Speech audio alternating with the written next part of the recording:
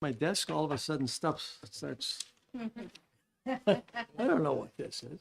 All right, let me get this started. First of all, we all rise and salute the flag. Senator Harp.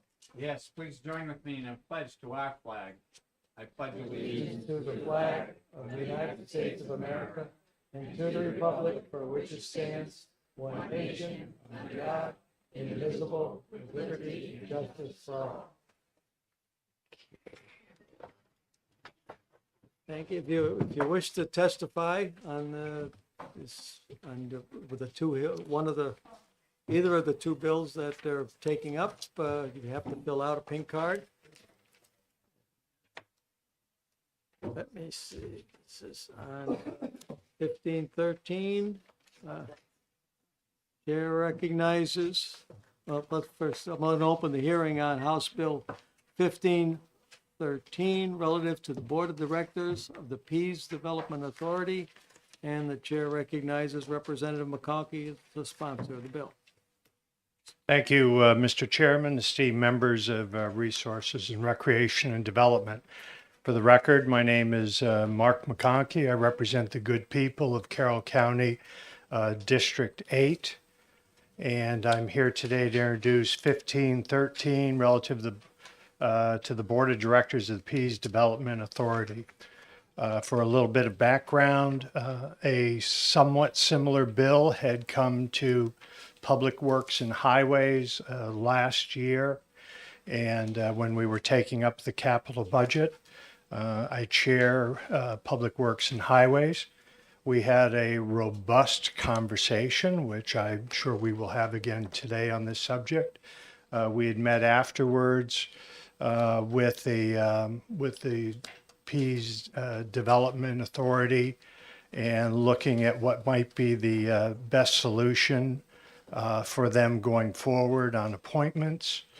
And is what the emphasis is of this proposal and how I came to be tied to this. The Pease Development Authority is, of course, dedicated to the people and economy of New Hampshire. It's no single town. It's an economic engine for the entire state, which is how it came to be sitting in our committee before. It has parts in the airport, the port authority, and the trade port. I am joined here today by the chairman, Steve Dupree, who we've had lengthy conversations previous this to, and I'm going to tee it up for him to come forward and say why this legislation is important to his authority. So with that, I'm happy to take any questions, and Mr. Chairman. Any questions from the members of the committee? You're raising your hand or you're waving? Oh.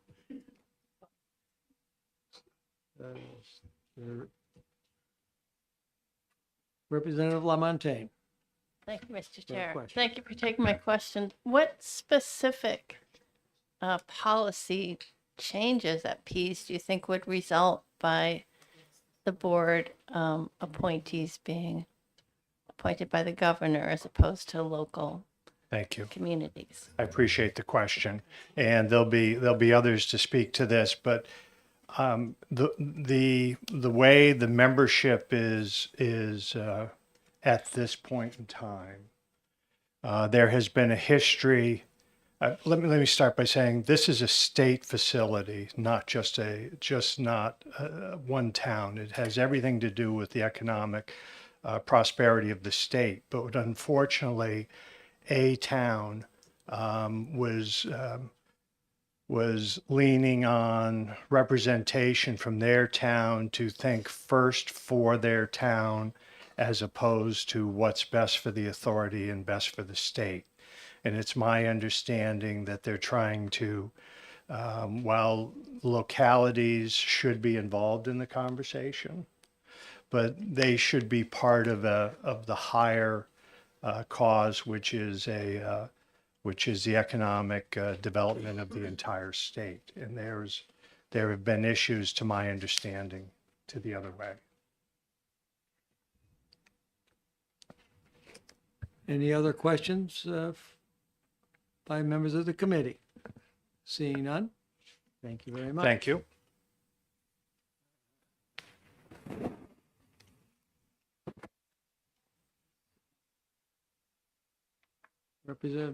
Representative Dennis Malloy.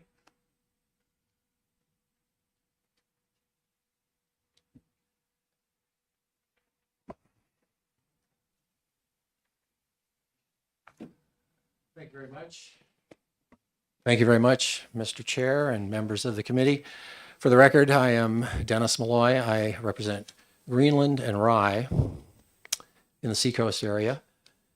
And I have written testimony that you have in front of you, but I'm not going to just read that. I have a few comments that I'd like to make and set the table for our perspective on this.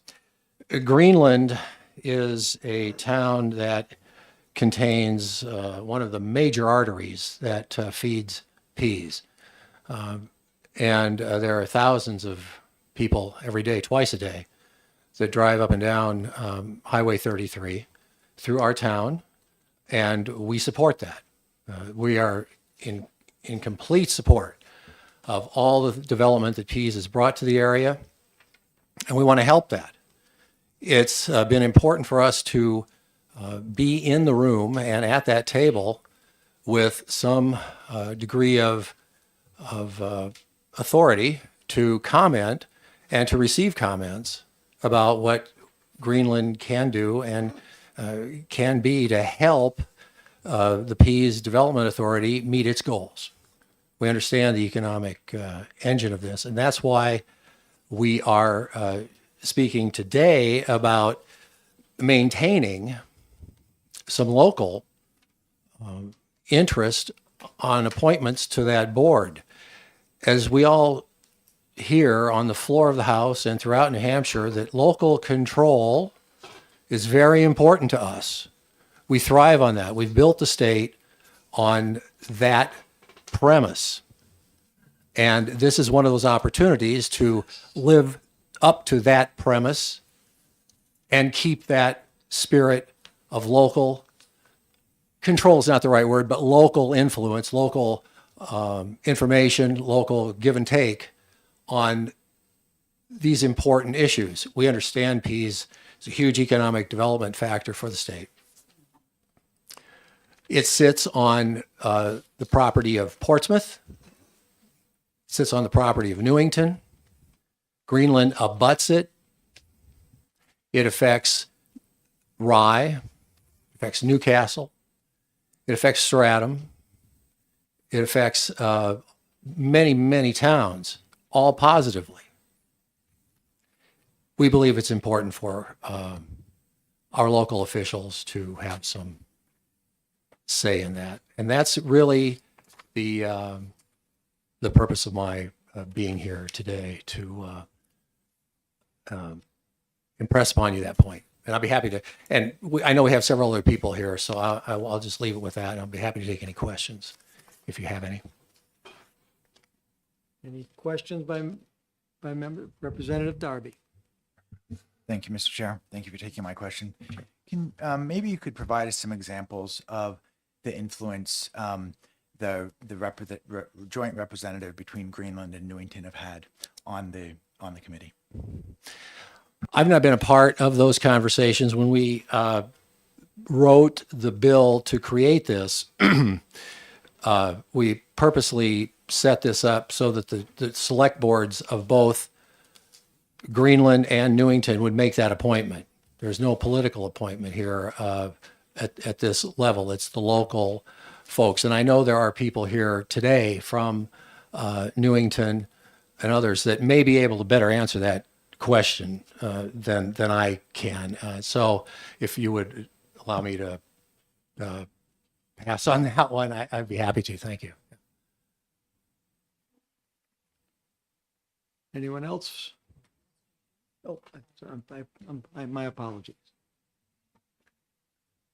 Thank you, Mr. Chairman. Thank you, Representative Malloy, for coming in and testifying. So I was looking at the makeup of the Development Authority, and I just wanted to know what kinds of decisions does this authority make on behalf of the towns? Yeah, it's similar to Representative Darby's question.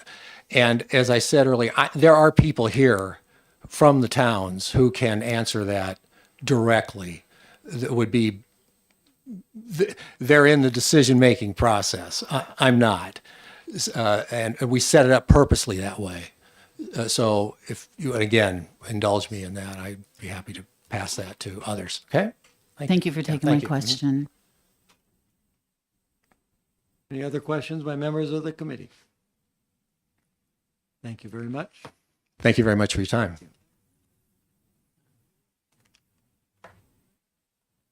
Chair recognizes Steve Dupree, Chair of the Pease Development Authority. Morning, Madam Chairman, members of the committee. I always like to start by saying thank you for your service. You're worth every penny. Those of you who know me know that I served in this body 50 years ago. I just look younger than I am. I am the chair of the Pease Development Authority. We don't take a position on how you folks decide to make up our membership, but I will give you my personal opinion and tell you about the issue we're trying to solve. First, in answer to the question, what do we decide? We actually decide on every contract, every proposal for development at Pease, every proposal for use of our ports and harbors, which are pretty extensive, and it's a big job. I was the governor's appointment. When I was asked to serve, I said, why me? I'm from Concord. I don't go to Portsmouth. I don't do any business. I don't know the players. I never go out on the ocean. I don't even eat much seafood. And I don't even know the players. He said, perfect. You're just what we want. So we have to decide. We have everything from people who want to expand businesses over there. Sig Sauer, for example, is in the middle, and we lease space to them, to whether we're going to allow cruise ships to come into the port that's being rebuilt in Portsmouth. It's a very wide-ranging organization. It was the first base closed in this country under BRAC. You remember when Pease closed? It has, I would argue, been the single most successful redevelopment of a port in the country, or a base. It works very well. Here are a few overlying facts. We don't actually own it. We own it subject to an FAA grant to us. When the Defense Department gave up the property, they, of course, have a recall provision. If we were in a war and they needed to take over the entire property, they could. Then it went to the FAA. The FAA then granted it and deeded it, if you will, to the Pease Development Authority, subject to the right that or subject to the responsibility that we have to follow all of their mandates. So we get a number of mandates that we don't have any choice in. We also have gotten a lot of federal money that also impacts us. So every time we think we want to do something, it's a very laborious process. For example, I suggested, why don't we have a private operator or let the National Guard run the airport? Why, now that it's fully developed, sort of, we have a few lots left, why have us? And the FAA came up from Boston and said, you can't do that. You must continue to run it. I said, well, what if we decided we don't want to? The immediate response was every community that's in the area would lose its eligibility for any federal grant of any kind, which was kind of threatening. So we have a lot of strictures on us. Here is the issue that we're trying to solve. And I would recommend you kill this bill. I have great friends. The mayor of Portsmouth was calling me and saying, we want to have our local control. And there's a makeup. The governor appoints somebody, the speaker appoints somebody, the towns have a representative, the county has a representative. It's a great group. They work hard. People change in and out. I would recommend you kill the bill, but I will tell you the problem we're trying to solve. If you look at the enabling legislation, it says every vote we take, every member has to consider three things: the impact on the surrounding communities, the impact on the region or benefit or detriment, and the impact, benefit, or detriment to the state. Colebrook, Hanover, North Conway, Keene. There are a couple issues that come up from time to time, whether it's air cargo or whether it's anything else, where not with bad intentions, perhaps not understanding that we're a body politic which is subject to exercising our fiduciary duty, where the local appointed representatives were directed by the municipal governing authority on how they were to vote on an issue. And that was brought to the board's attention saying, I have a letter from my governing authority that tells me that notwithstanding my obligation to consider the impact on the area, or notwithstanding my obligation to consider the benefit or impact to the state, I cannot consider those. I must do as I have been directed. That is directly incompatible with the enabling legislation and with our responsibility. In fact, we showed it to our legal counsel who reviewed it and reviewed it with the Attorney General saying, that's not permissible. It's not, if the governor sent me a letter telling me how to vote on an issue, I would resign because they do not have that authority. It runs contrary to the whole establishment of the authority. There are some issues that get very emotional, particularly for the most affected communities. How many flights a day and how many trucks? You know, we have a lot of users go right through Greenland, for example, noise over Rye. There are lots of issues, and there's no question that most adjacent communities are the most affected. But when you tell a member they must vote a certain way, that puts not only that member in a bad position, it prevents the authority from doing what the statute says we are to do, which is to consider all three. So I think there's a simpler solution to this. It's important for the communities that get appointing authority to make that appointment. But I think if you decide to get rid of this bill, which I would recommend, that we come back with another bill that simply makes it clear that no appointing authority, whether it's the governor, it's the town of Newington, it's the Stratford County appointee, shall direct any member on how to vote, because it's directly contrary to how we do things in New Hampshire.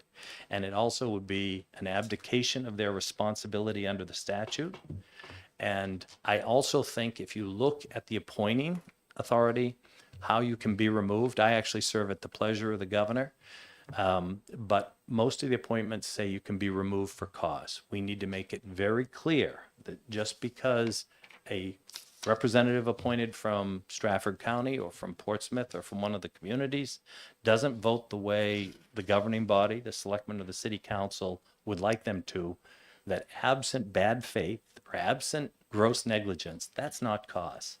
Because we need people to exercise their independent judgment. You know, I get the question all the time, what good is Pease doing for Keene? What good's Pease doing for North Conway? What good is Pease doing for Rinch? And I know, let's be honest, the burden falls on the local communities, but so has an enormous benefit. It has been a true economic engine. So that's everything I know. I would recommend you kill this bill.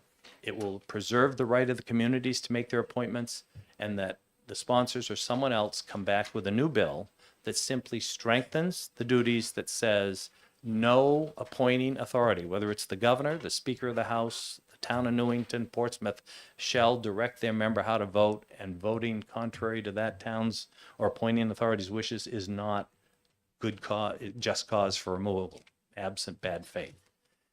We cannot be in a position where we have members come in who say, I feel constrained not to consider the impact on the county or on the state because I've been directed by my governing authority, whether that's the governor telling me what to do, or town selectmen, or the city council. I'd be glad to answer any questions. Any questions by members of the committee? Representative Harp. Thank you, Mr. Chair, and thank you for taking my question. You bet. This is a board of directors. Do you have bylaws? Yes, we do. Have a follow-up? For a follow-up. Could you not make that same statement in the bylaws that you'd want us to pass a bill to say? Have We you could looked make- into that?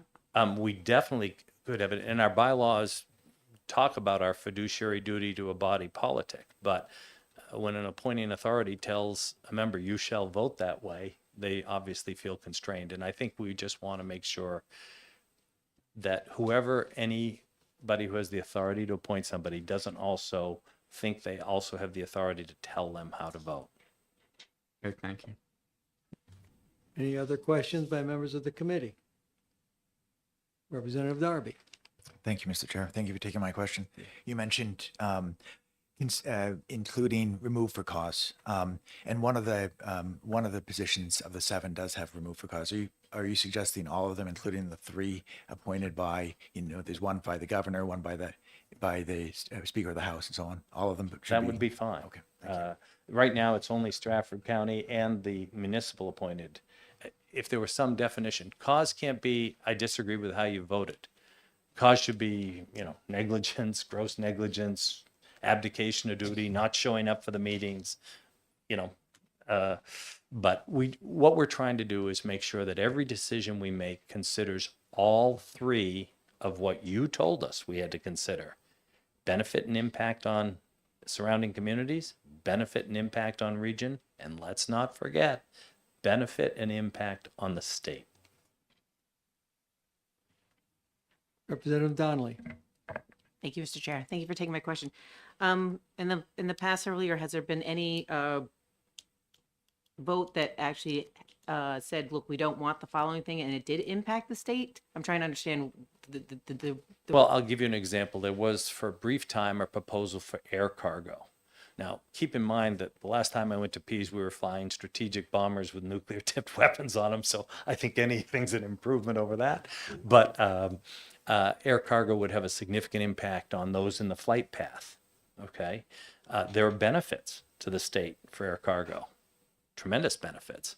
There are benefits to the airport in terms of fees, because we spend 100% of our funds that we make from the golf course and rent to keep up the airport. I keep going, well, why don't we take that money and do something else with it? We're not allowed to by the FAA. In fact, we can't take the profits we make at the airport and use them to help the ports. I mean, that's how strict the restrictions are on us. So a good example, that proposal died. I think a majority of the board didn't think air cargo is appropriate at Pease for a number of reasons, but that's a great case where air cargo could be a benefit to the state, but a detriment to some degree to the impacted communities. If you tell a member they may not consider the benefit to the state, you're basically taking away or trying to limit them from exercising their fiduciary duty, which we just want to make sure we're happy to hear from everybody. I think we have a very good track record. I've only been on this board for a couple of years of listening to everybody on every issue and inviting people in to talk to the staff with professionals and not hiding any disagreements or disputes and just trying to do the best job we can that's fairest to everybody. And there's always, except when we approve a road race, use of the roads inside, everybody's always unhappy about some decision we have to make. But that air cargo would be a good example. For a while there was a debate over how many free-based operators. I'll give a good example. FBO is a free-based operator. We've had one there, Port City Air, for many years. They took over from Pan Am. There was a proposal by another group, Millionaire, to do one. I think that's sort of gone away. But the FAA, I said, well, why don't we avoid this dispute and just say we only want one FBO? That's illegal. If 10 free-based operators come in and meet the requirements, we have to let 10 in, even though we think that's a terrible idea. Personally, I think it'd be a terrible idea. But we have so many strictures placed on us by the FAA, by the Department of Defense, that it really does limit some of our discretion. So I'm trying to make your life easy. You should tell everybody who's here worried that we want to take away that. We don't. Leave that appointing authority. Let's work on how we make it clear that no appointing authority shall direct a member how to vote. Representative Lovett for a question. Thank you, Mr. Chair. Thank you for taking my question. If you were to put the hat on the representatives from the local communities, what do you think that their major, or over the past couple of years, their most significant concerns have been? Well, with the cargo air, particularly everybody was going to be at the south end of the runway. They didn't want to be in a noise pattern. That's very legitimate, different from the state's concern, which wouldn't hear it, on this big fight where lobbyists got millions of dollars. So I'm glad they're thriving to lobby for or against the FBO that was applying. It was environmental concerns, and those are, I think, still working their way through the court, even though the original right of entry is what we call permission to start to investigate a site has expired. But we know there are going to be more FBO applications. So I think those have been the two sort of hottest issues.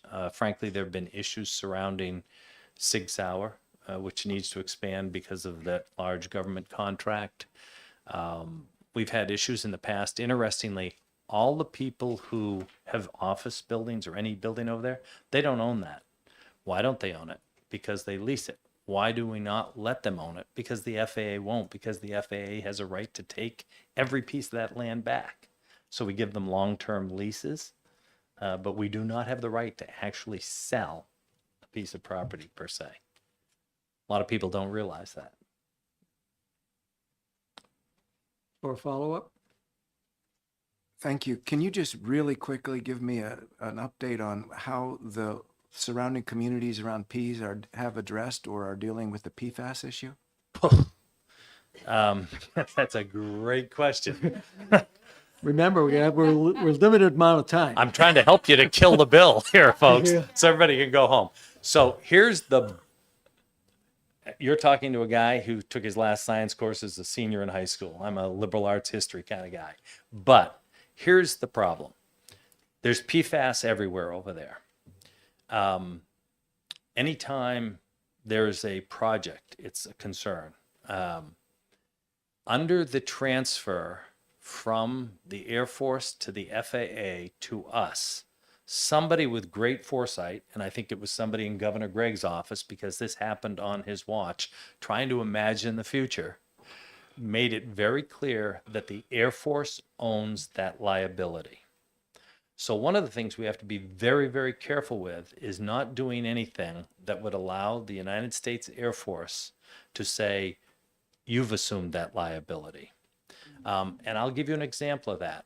We have a development that would require removal of a discontinued fuel line that the Air Force had.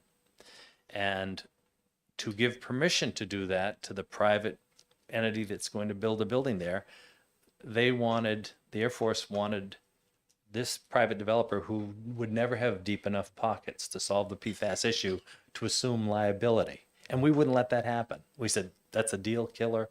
We have to do it. So ultimately, what I believe is going to happen is the United States Air Force is going to be the primary party responsible for cleaning that up. Nationally, again, from the briefings we've gotten on a Pentagon level, they have this problem, not only at Pease, but lots of places. And they've been, in my opinion, this is just me, this is not the official position of the Pease Development Authority, they have been kicking the can down the road and avoiding the issue. And thank goodness we have Portsmouth and Newington and Rye and Greenland and Stratford County and the state of New Hampshire pushing hard on this issue because it has to be addressed. It is their liability. They are going to have to address it. And these communities and Pease are pushing for a solution. But ultimately, it's going to be the Air Force. It's going to be, we don't know whether it's a $300 million cleanup or $1 billion cleanup at this point. But we just know it's a horrific problem. And we're being very careful to make sure the state of New Hampshire does not assume a liability that belongs to the federal government. Thank you very much. Seeing no more further questions, not asking for any either. Thank you. Kill the bill. Kill the bill. Thank you very much. Thank you. Who's representing Newton? Is it Newington? Yeah, Newington. Yeah. Please, I can't read your writing. Sorry. Please identify. Martha Roy, Town Administrator, Town of Newington, representing the Board of Selectmen. You all have at your desk a letter from the board. They are in opposition to this bill. To briefly speak to a few things that have come up, specifically Representative Lovett's comments or questions regarding PFAS. The Town of Newington is very concerned about the PFAS contamination that came from the Pease Development Authority area. That was due to firefighting foam being released by the USAF, and we are now experiencing it in our wells all over town. So in that regard, there's a serious concern about what happens and what is allowed to be developed right over the aquifers that service the town of Newington. In addition, I'll just say that 3 of the 7 votes on this authority are for Portsmouth, Newington, and Greenland. Just 3 of them. So the majority still stands with the governor and council. And also, different than many other state properties, the town and cities provide police, fire, and public works services. The Newington Police Department is in charge of the policing of the Newington half of the PDA, Portsmouth, their half, Public Works and Fire as well. I'm glad to answer any questions. Just one fast one. Are you compensated for those services? Yes, absolutely. Any other questions by members of the board? Of the committee? Seeing none, thank you very much. John Wardell, represent himself. Good morning and thank you. Quick reference to the PFAS, there is no solution that anyone's really aware of at this point. So it's in our wells, it's in our water. The U.S. Air Force monitors it for us. Lets us know when it's at a dangerous level. Then if it's at that point, you change your water system. You go to town city water or you put filters on. So there's no solution that we're aware of yet. I commend Mr. Dupree for agreeing that this is a bill that should be killed. It really rests local control and removes it to the state. So again, I'm very happy to see that he's in favor of it. I would point out that there's a long history of the Pease Development Authority being very successful. It really is, as he says, an economic engine for the region. I think with reference to the individual cases he mentioned, those are very recent, and I would look at those in the history of the PDA. There have been so many projects that have come before the PDA that everyone has approved. It's only these last couple of projects, the fixed base operator, and the other one that the towns in the area have objected to. So I think that's reasonable. And then the other one was the flights going over the other end of the airport. I think you're going to expect a reasonable amount of objections from the local communities. They really impact them significantly. I would agree that there should be something in the documents, as you said, Mr. Darby, that points out, as Mr. Dupree said as well, that the towns have no mandate in terms of how their individuals vote. But to your point, Mr. Darby, it should be that all members of the PDA can be removed for malfeasance or something, as opposed to just a Stratford rep. So very good point that you picked up.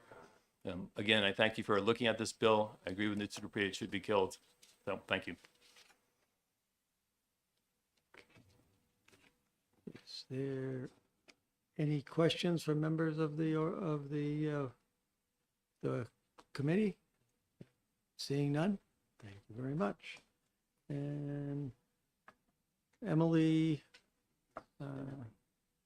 Savinelli, Yes. in a name like Renzullo, I should have been able to read that. Good morning. I am here to speak in opposition of this bill. I have lived in Newington now for 10 years and am pretty involved in local politics there. New Hampshire prides itself on empowering local citizens to be involved with its government. As Dennis Malloy had pointed out, I think that is a cornerstone of our state. On the way in, I was commenting, I remember coming here in 4th grade, right? And I think that speaks volumes in terms of empowering citizens to be involved. This bill, as proposed, does the opposite by allowing the governor, whomever that may be, and the executive council to determine who represents our citizens at the Pease Development Authority. The PDA has been a successful board and has created a great economic and business hub, and therefore I would ask the committee to oppose this bill. Thank you. Any questions by members of the committee? Seeing none, thank you very much. That is all of the, pink cards. No one else wishes to testify. I will close the excuse me? I did put a pink card up. Oh, you did? Brian, Oh, Semprini? oh, I'm sorry. How did I somehow got into a wrong pile. Semprini? My apologies. Good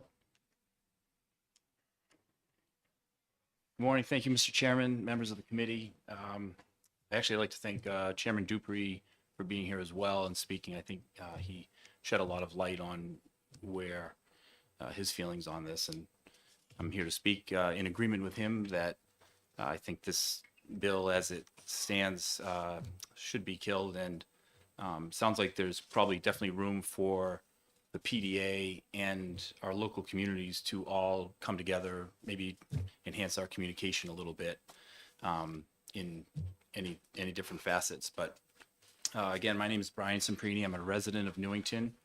I'm here to speak in opposition to that bill. As a lifelong resident of the Seacoast, I've seen firsthand the evolution of Pease from a strategic air command base into the thriving business and commercial development that it is today. In fact, like many in the area and throughout the state, I believe what's taken place at Pease, now International Trade Port, over the past 30 plus years is a true success story in economic development. None of that success happened by accident for sure, and it came about through a lot of hard work by many people over the years.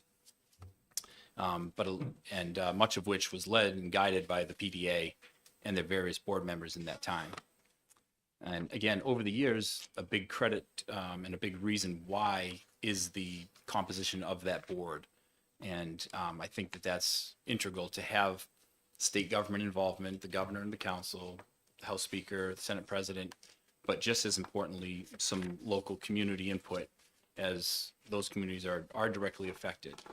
But I also appreciate what Chairman Dupree said, that the PDA does not work for the Seacoast. It's truly a state organization entity, and I do appreciate that. But this is how it was set up 30 years ago. I think the results of Pease and the PDA speak for itself in those 30 years. And again, I just would like to thank you for your time and encourage you to vote this bill down. Thank you very much. Any questions by members of the committee? Seeing none, thank you very much. Thank you. And I apologize No problem. for missing the card. I will close the hearing on House Bill 1513. I'll pass the gavel over to the Vice Chair for the House Bill 1554. I'll let him read it. Give me a chance to work my... I'll open the hearing on House Bill 1554 relative to certified culvert maintenance program reporting. Give me a chance to get down.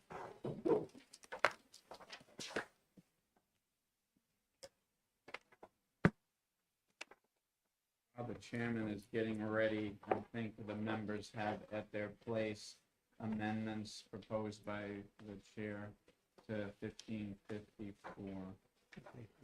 Here are your cards in order. Also, Arlene is available. She's not testifying.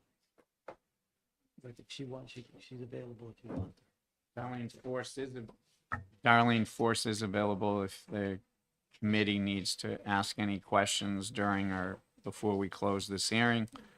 This is a hearing on a non-germane amendment. And as the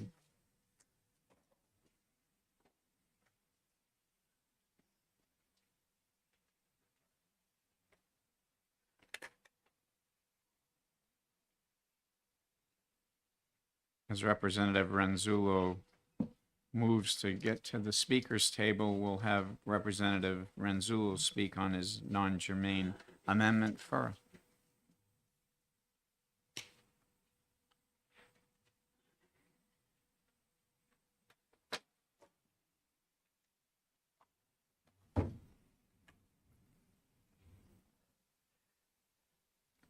Representative Renzullo. Yes. Thank you, Mr. Chairman. It's kind of tough working my way back down here. I'm so comfortable up there. Members of the committee, I am Andy Renzullo. I represent the town of Hudson. I wish to introduce a non-germane amendment number 2024-0967. The intent of this amendment is to give the Department of Environmental Services the authority to regulate. Representative, can I interrupt you? I Yes. apologize. The one I got in front of me says 0969H. Oh, that's. You're right. I'm not a good typist, so it is such. The intent of the amendment is to give the Department of Environmental Services the authority to regulate the cutting of native aquatic vegetation in New Hampshire's lakes. Up until a short time ago, it was assumed that DES had that authority under the Dredge and Fill statutes, Chapter 482A. Now DES is concerned that the present Dredge and Fill statute may not have that authority under the present Dredge and Fill statute. Since they're concerned that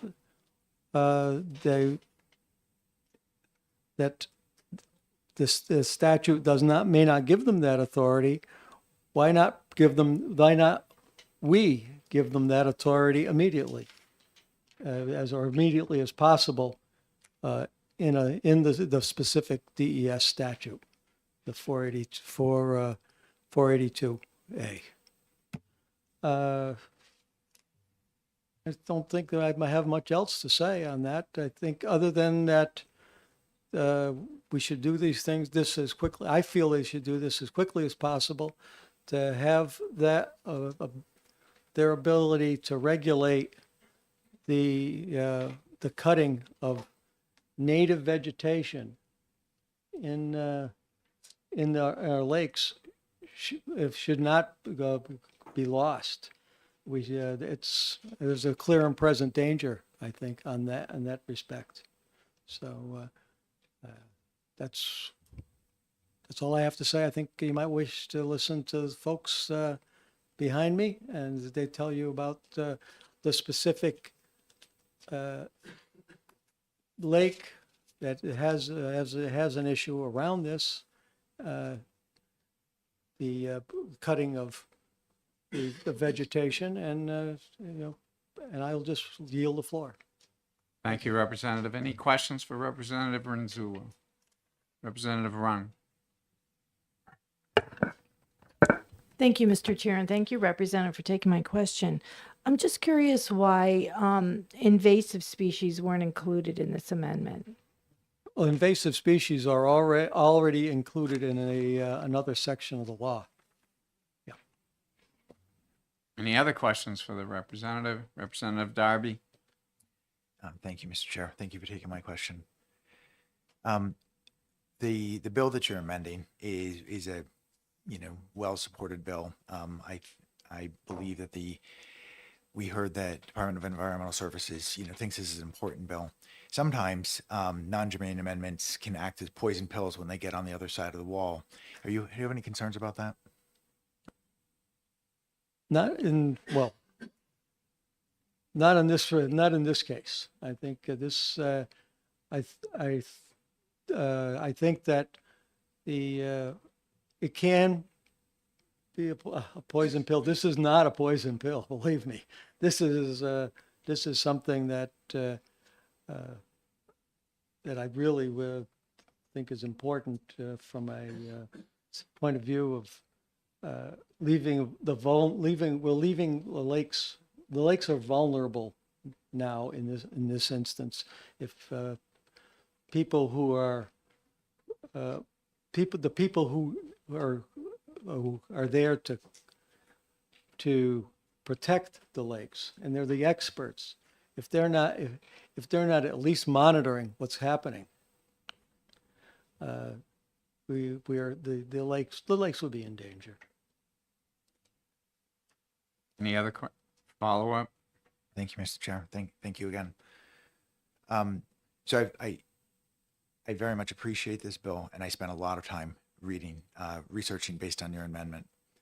I can't find in section 487, RSA 487, where it talks about cutting aquatic vegetation. It does talk a lot about studies. It talks about grants to control them, but it doesn't specifically talk about cutting. So then I went to the DES rules, and I couldn't find any rules either about cutting aquatic vegetation.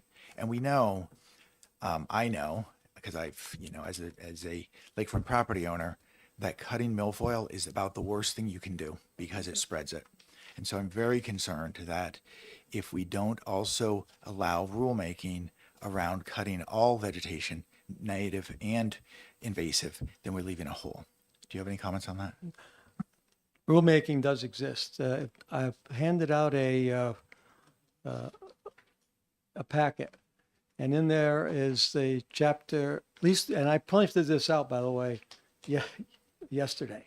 So it's, no, I didn't send it out. No, I didn't send it out. I printed it. So it's, if you look at the chapter it's chapter ENVWT 500, and you'll see in the very beginning on the first page, you'll see a line. I'm just go through. That's okay. You'll see a line there where it says this. It mentions the including aquatic vegetation control, water access structure. It's approved. Let's see.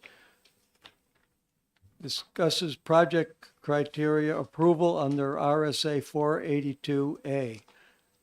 Might be needed, including aquatic vegetation control. That's on page 1. I'm just finding areas where they talk about native vegetation. And we go to on page 3, where it's talk about Part ENV WT 510 aquatic vegetation control. It says this part shall apply to projects for removal of a native aquatic vegetation, NAV, and exotic aquatic weeds, EAW.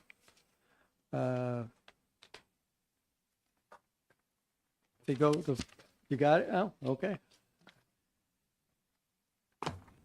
And anyone, well, what am I doing? It's your, I know. I can pass this down. Yeah, here, no, Mr. Chairman. please. I like the Any break. other questions for Representative Renzullo? Seeing none, thank you, Representative. Speaking in favor of the non-germane amendment, Julia Mawson? Mawson? Would you spell your last name, Julia, for the record? Indeed. It's Mawson, M-A-W-S-O-N. Thank you. Mr. Chairman, I'm pleased to be here. I was wondering, would it be possible for Mrs. Kamal to sit with me and actually speak first? She has a card. Yes, you can do that. Thank you.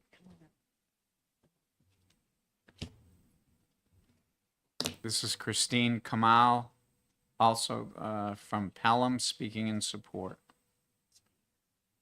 I love working with Christine, but I must admit that at times that I feel as though it's sort of like Snow White and the Seven Dwarfs, and 6 of them are somewhere else. Thank you, Mr. Chairperson and members of the committee. I appreciate this opportunity to speak. My name is Christine Kamal. I own a home on 59 South Shore Drive in Pelham, New Hampshire, on Little Island Pond. I also served on our local conservation commission.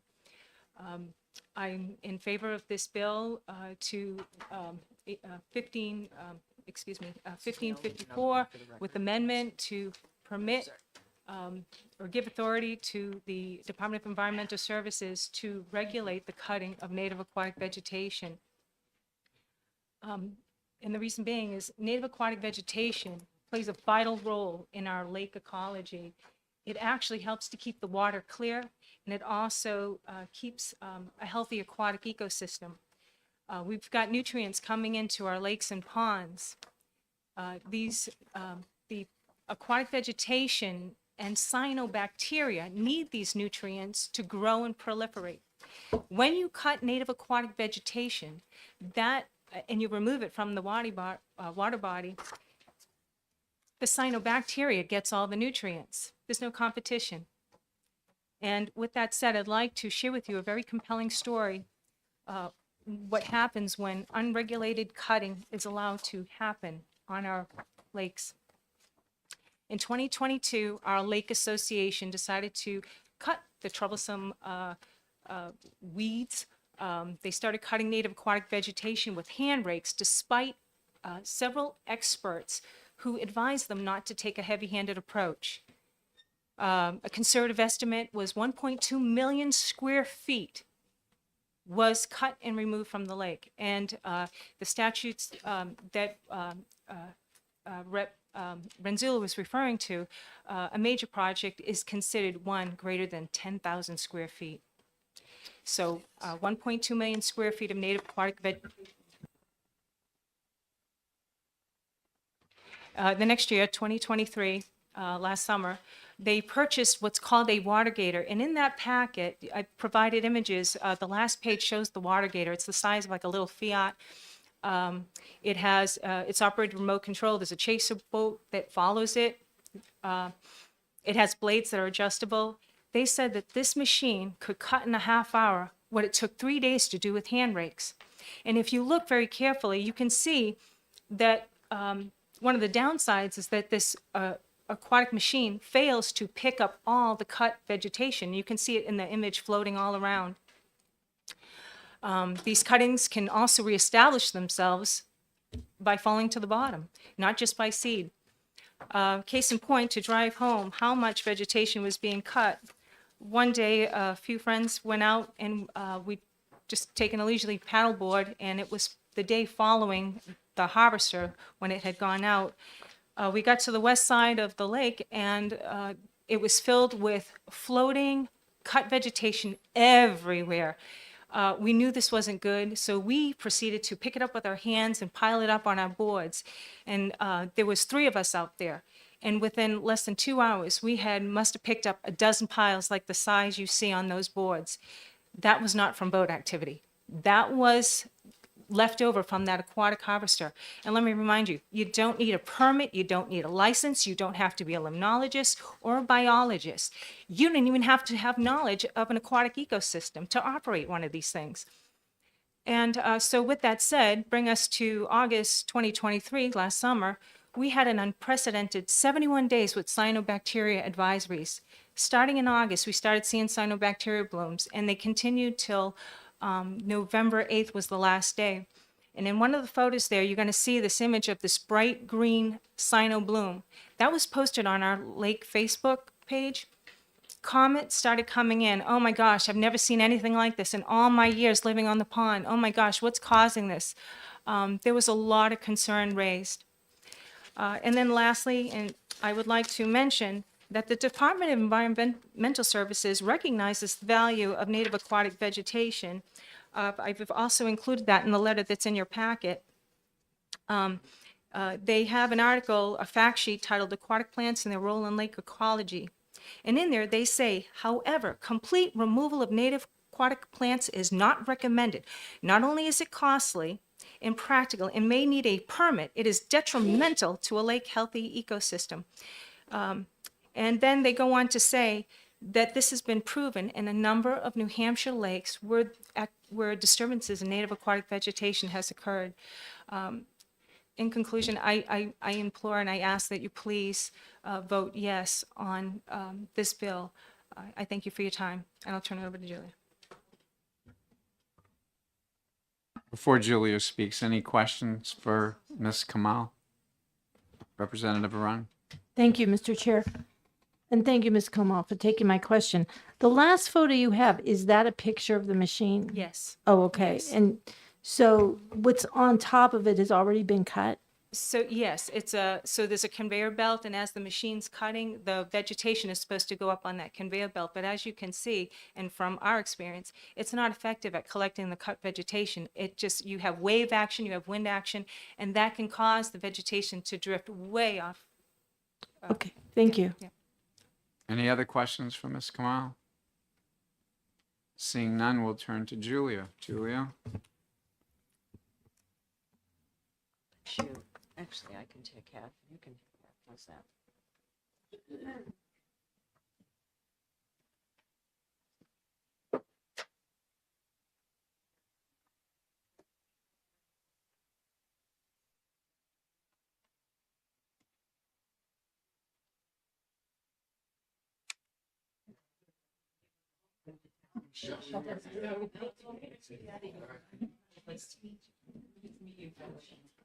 Thank you so much for coming out today. It is an honor to be here. This is really stressed out.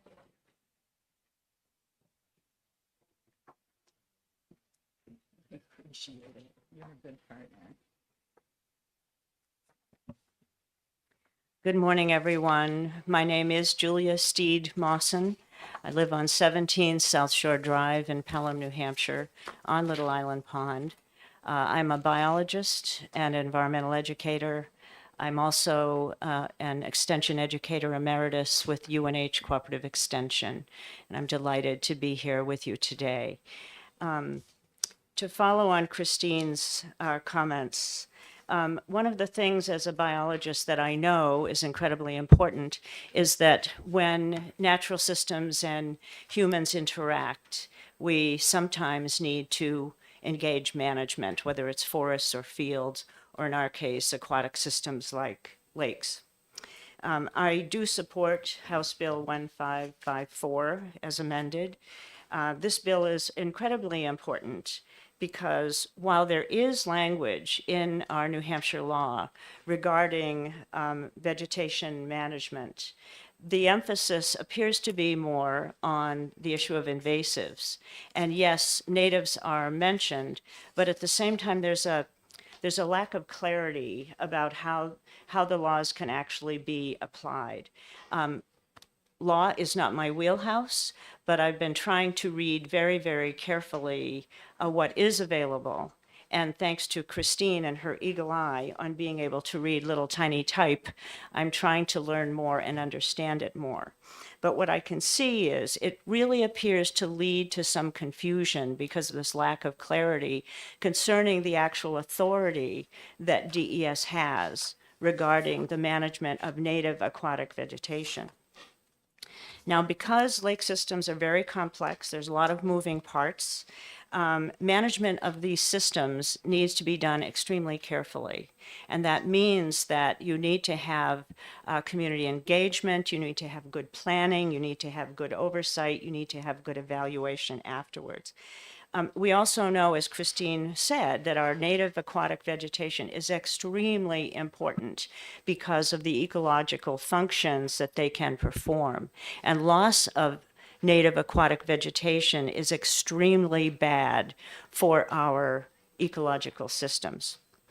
So they need protection, and they sometimes need management. Now, we have had 4 agencies, DES, New Hampshire Lakes, UNH Cooperative Extension with the Lakes Lake Monitoring Program, and also the private consultant for aquatic ecosystem research. And all of them have cautioned us, and she mentioned that phrase, heavy-handed.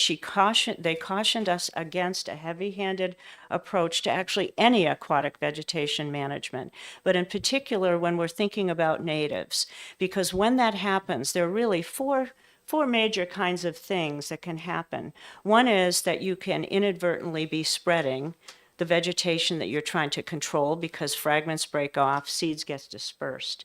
They can also cause a problem where when vegetation is removed, that nutrient balance can be changed, and therefore that can also lead to the situation where there's more proclivity for invasives to be able to establish themselves because you've changed that balance of competition.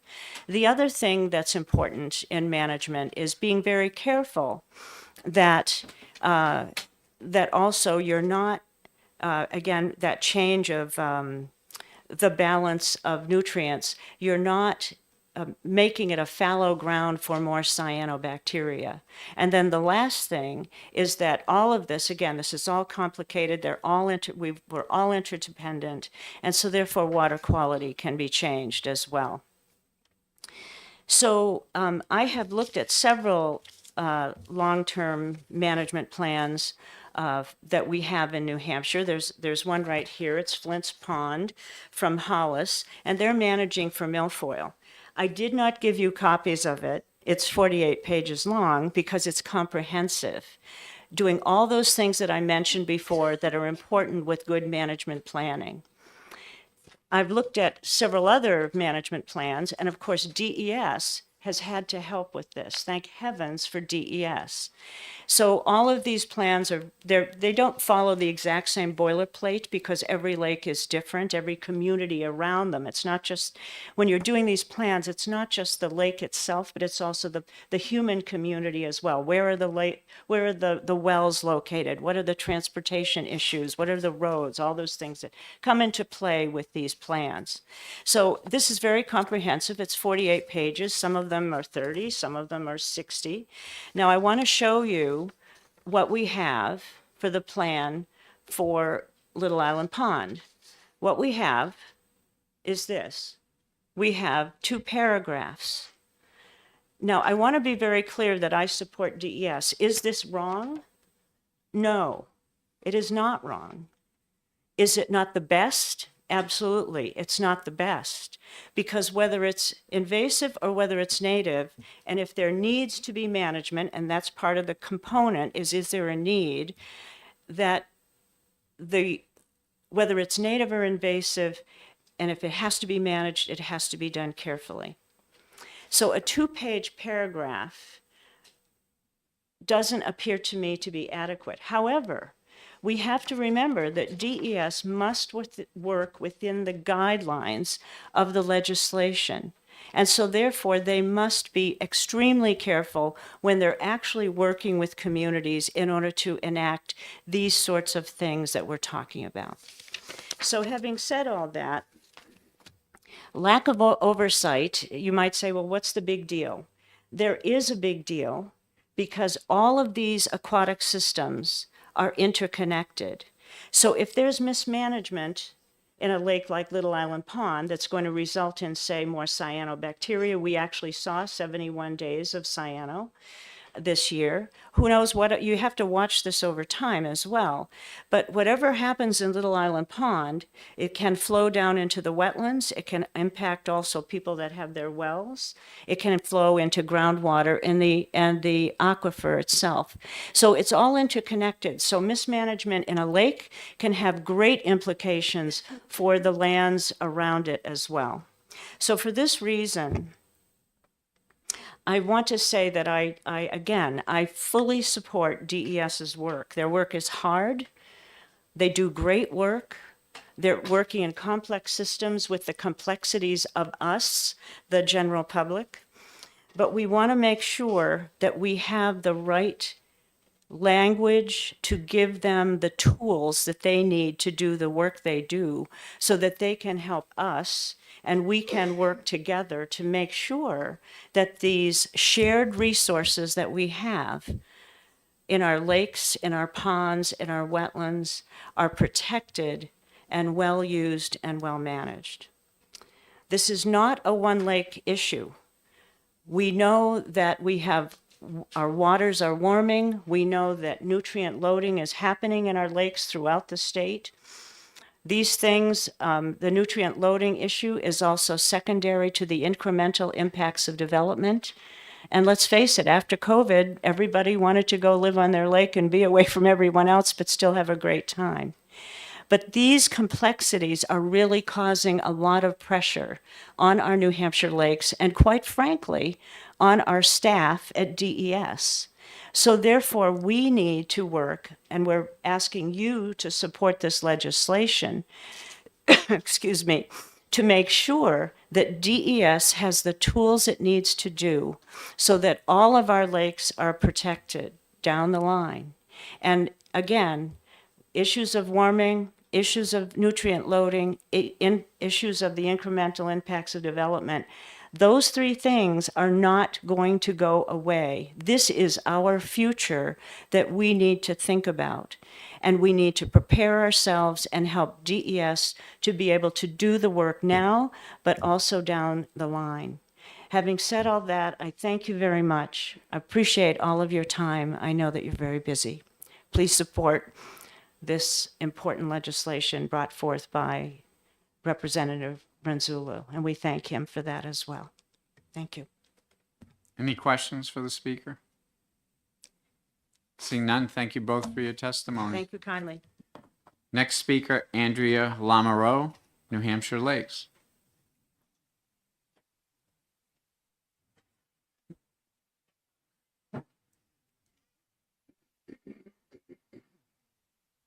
Good morning, Chair and members of the committee. I'm Andrea Lamoureux, President of New Hampshire Lakes, and I'm here to speak in support of HB 1554 as amended. Representative Renzullo, Christine, and Julia did a terrific job explaining all the reasons why we support this bill. So I just want to reiterate that this is a statewide problem, and going forward, having proper oversight of these type of projects will help to avoid unintended consequences of impacts to our water quality, and as a result, impacts to our ability to recreate, impacts to property values, and down the line. So again, I urge you to support this bill as amended, and I'm happy to answer any questions. Any question?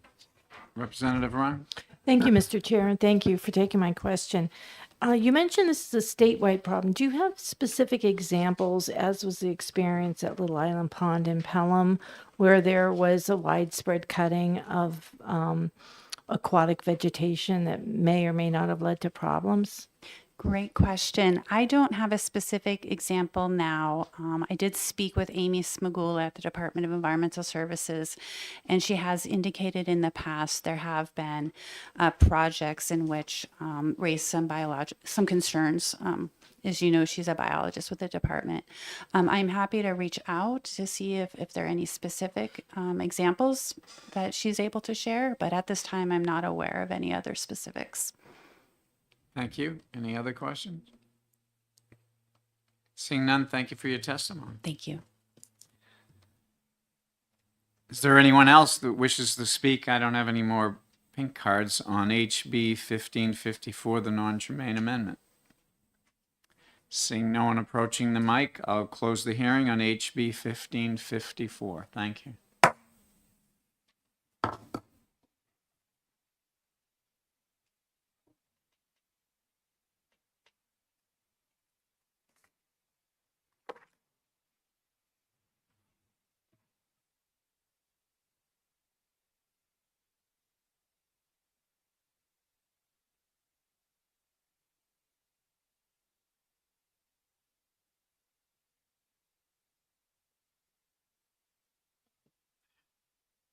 We were scheduled at 10:30 to exec a number of bills because of the last two hearings going longer than anticipated. We'll take a short 4 or 5 minute break, and then we'll come back and immediately, in the order that you see them listed, we'll start to exec those bills. Thank you.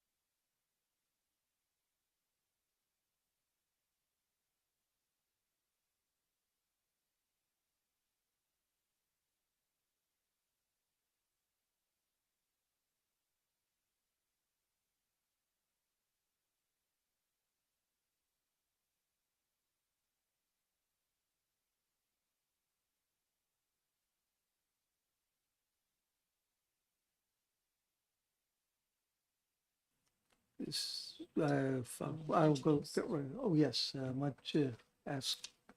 Chair recognizes Representative Vale. Thank you, Mr. Chairman. I just wanted to welcome to our executive session Representative Dennis Malloy. He's from Ways and Means, and we really appreciate you pitching in to help with us today. Your name turns up in a lot of this legislation, and it's appreciated.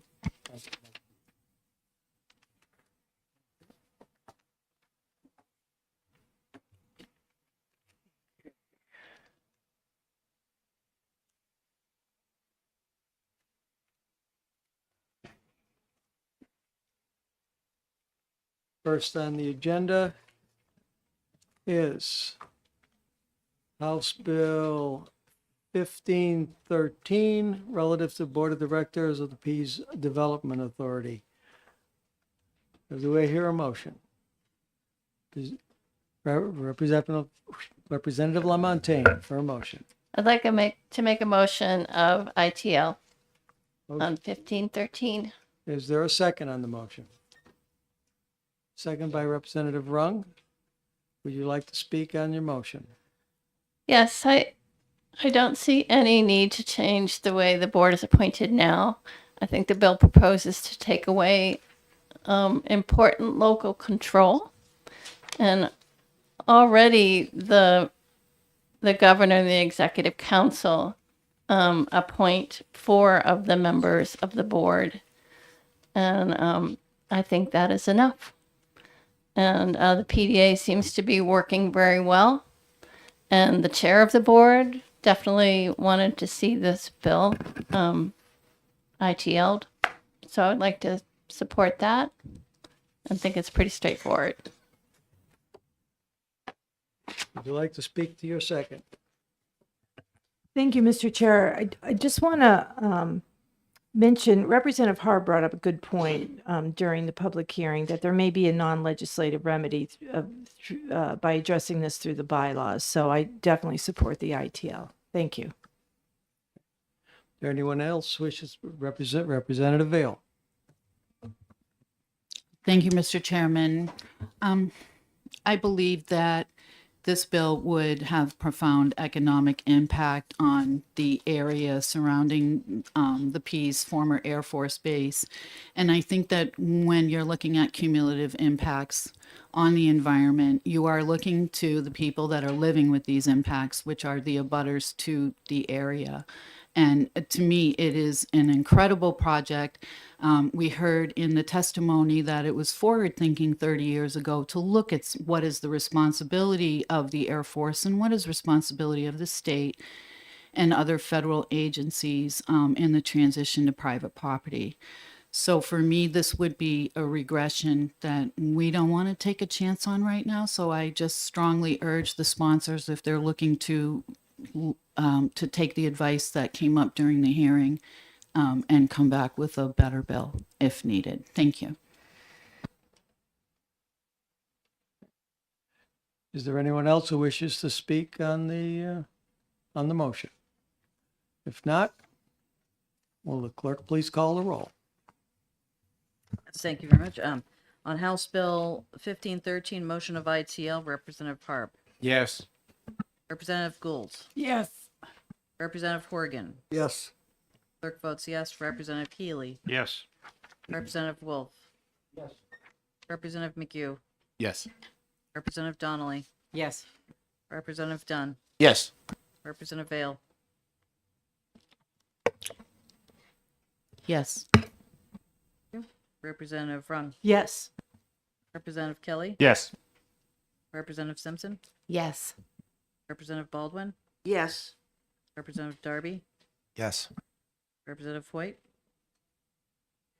Yes. Representative Lamontagne. Yes. Representative Lovett. Yes. Representative Malloy. Yes. And the chair. Yes. That is 20-0. Motion passes. The consent calendar?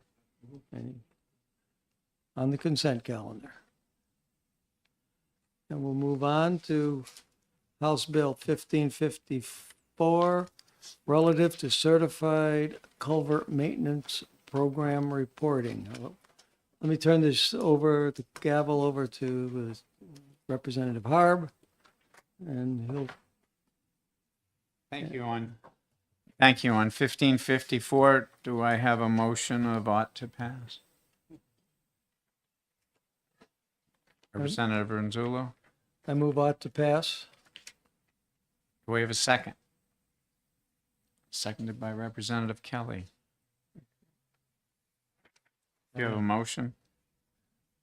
Motion to amend, amendment, adopt amendment 2004 0969H, 2024, right? Representative? 2024. Do we have a second on the amendment? Representative Vale seconds the amendment. Representative Renzullo, would you like to speak on your motion to amend? Well, we just had a fairly extensive meeting a few minutes ago on this bill. I don't think I want to go in on this amendment. You all heard it, and I think we'll just move on. Does the second wish to speak? I agree. Thank you, Mr. Chair, that we have heard what we need to know, I think, thus far. Thank you. Anyone else wish to speak on the amendment? Seeing none, clerk can call the roll on the amendment. Thank you. On the amendment, let's see. Representative Harp, Yes. Representative Gould, Yes. Representative Horgan, Yes. clerk votes yes. Representative Healy, Yes.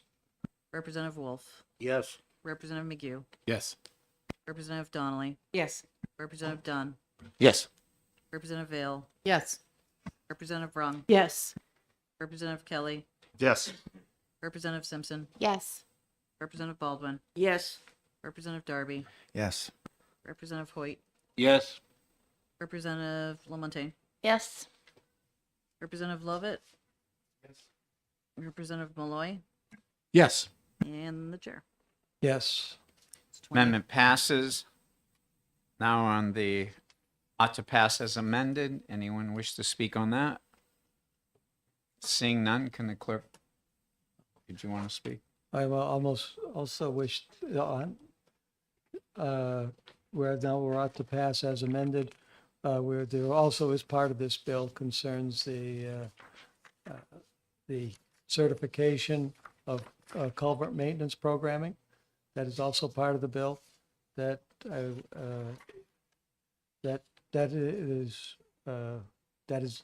is a good bill, and I think is the what's been requested by the department is appropriate. So I would recommend passage. Anyone? Yes, Representative Vale. Thank you, Mr. Chair. As amended, this bill contains something really important that we need to be doing, and I'm glad that the committee has some agreement in regards to trying to help stem the flow of cyanobacteria and the effect that cutting in such an irresponsible way is affecting particular lakes and putting them out of business for 71 days a year is compelling evidence. So thank you for bringing forward the amendment, and also on the bill itself that was requested by DES, and I think it's a good change that will be helpful to them. Thank you. Anyone else to speak? Seeing none, can the clerk call the roll on the ought to pass as amended, HB 1554?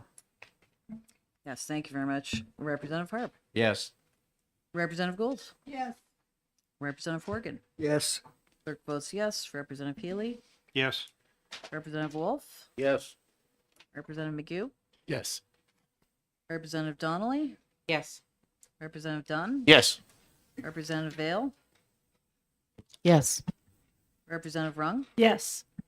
Representative Kelly, Yes. Representative Simpson, Yes. Representative Baldwin, Yes. Representative Darby, Yes. Representative Hoyt, Yes. Representative Lamontagne, Yes. Representative Lovett, Yes. Representative Malloy, Yes. the chair. Yes. It's 20-0. Motion passes. Consent? Yep. Consent. Okay. Turn the chair back to Representative Renzullo. Thank you. Now we have House Bill 1113 Shoreland Septic System. There, I'm going to step on, there's a issue with this, with the amendment of this bill. This is what I've, in conversation a few minutes ago with the representative from DES. So I'd like to recognize him to speak to the issues that what he wants to, what his concern is before we proceed. If I usually don't, usually I'm really looking for is a clarification. So, because I'm allowed to, I think I'm allowed to do that to get a clarification on certain things before we proceed. Thank you, Chairman Rizzullo. For the record, my name is Philip Trowbridge from the Department of Environmental Services. Speaking regarding House Bill 1113. There's been an attempt to make an amendment to this bill. We've worked with Representative Harb on that. And that amendment, we think, would benefit from a little extra time to discuss with other parties. A lot of the work was done with the Realtors Association and having some discussions today with representatives from the designers and installers and evaluators groups. They would like a little more time to discuss it. So if there's an opportunity for that, we would welcome that.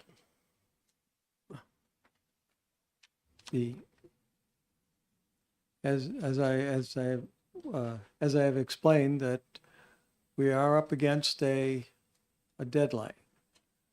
If we put the last day we could actually have a hearing would be, if it's the next Wednesday, it would be the one day before the deadline, and that's cutting it very close. It also would require us to come back again for that day. I'm going to put it to the committee. They want to do this. There's also a possibility that we could actually correct any issue with a floor amendment if we do pass the bill. So I'm going to put this to the committee. I see Representative Wolf's hand first, but then Representative Wolf, then Representative Darby. Thank you, Mr. Chair. As you know, I spoke with you earlier today about extending 1 week on House Bill 390. I didn't realize there was anybody else that was looking for an extension. Neither did I. Well, I didn't pull that out of the hat. Yeah. Anyway, now there are two possible bills that are being asked to postpone. I think in the point of getting our legislation right and accurate and inconveniencing ourselves a little bit, I would suggest that we do delay this for 1 week, and hopefully you'll give me the same courtesy when I come forward on my bill. Anyone else wish to speak on that? Yes. Thank you. How is it something that you can work on and fix in the week, and then we come back and do it on Wednesday? Yes, I believe so. I think a number of key people have been out of town, and there's just some discussions that need to be had. Okay, great. Thank you. Appreciate it. Follow up. For a follow-up? In which case, I'm good waiting a week. I will put it, first I need to hear everyone. But do you have, want to say something, Representative Barb? Yes, as Mr. Trowbridge mentions, I had a discussion with the department, and on Monday I talked to Mr. Deers. I'm just surprised by the request because it wasn't mentioned to me on Monday. I just wanted the record to know that I wouldn't have put the amendment forward if I had been told that perhaps on Monday. But I appreciate the request. Thank you. Senator Vale. I think, thank you, Mr. Chair. What we should probably do is just see, I mean, I think that this could be amended on the floor to include things that were not thought of prior to the filing of this amendment. And that would give us, we would still have the time. My understanding is the work we do on this bill will, you know, it wouldn't be something that we would be debating if we were to put the time into putting in a floor amendment. On the other hand, we do have next week, there may be other matters that we need to postpone until next week. So I leave it to everyone involved to decide what to do. Representative Darby. I just want to further my support for coming back next week for these two important bills that are not quite ready to exec today, in my opinion. Thank you. Representative Roan. Yeah. I've worked on this bill for months and I've had discussions with both the Realtors Association and DES. I am curious to see what's missing from this amendment, but I am willing to support putting it off until next week, particularly since there's likely going to be another bill that we'd have to delay. And I just have tremendous appreciation to Representative Harb for picking up on this amendment and following through with it as I was dealing with my family emergency this week. Thank you. Okay, it's, as chair, I have the authority to call any meeting anytime I want. But in this instance, I'll let the body decide whether they wish to spend another day that you would have had off next week in here. I will not do this as a overall a push off of any bill that we're not certain of or don't like. We'll do this on each individual bill. Because I've been told that there are some bills that there are amendments that were asked for and may not be here. That may require also our being here another day. But if a bill is ready to go, I will not. And somebody just wants to move it off, again, that's going to take another vote of this committee. So, Representative McHugh. Thank you, Mr. Chairman. Mr. Trowbridge, can you just give us an idea what it is you may want to further modify? Just an idea of the complexity. Yeah. Is it something that we could easily change on the floor just to save 20 people in staff and these folks from coming back next week for one bill? I guess the thing that we'd like to be doing, and we weren't aware of potential concerns that were held by the designers and installers side of this, part of this process. And so we need to have those conversations to make sure that they support it. So I don't know if they will have any opposition or not. It may be nothing, but it's a conversation that I think would be good to have had before going to voting it for on the House floor. So could be no change at all. Mhm. And they could have, of course, could have input with their representatives before we vote on the House and then again in the Senate. So we could come back next week for absolutely no changes, no amendments, no nothing. That's possible, yes. Okay, thanks. Then, Mr. Chairman, I'd say, given that we don't even know there's an amendment, I mean, I'm happy to go with the will of the committee, but if we don't even know what it's, that there is an amendment, I is understand, it worth but it? What, what does the committee think? I don't know. I've given, well, I put it on the floor to the committee. I'm not gonna pull it back. What is the, show of hands, how many people will be willing to, would be willing to come in on next week to have a hearing, or to complete the hearing on this bill?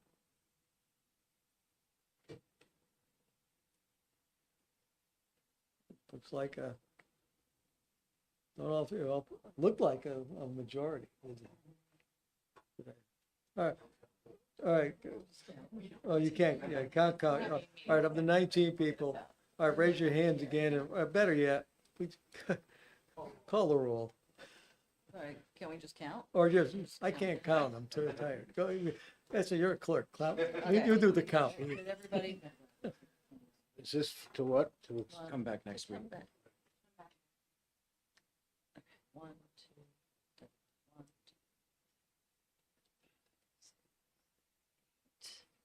2. 8 out of 20.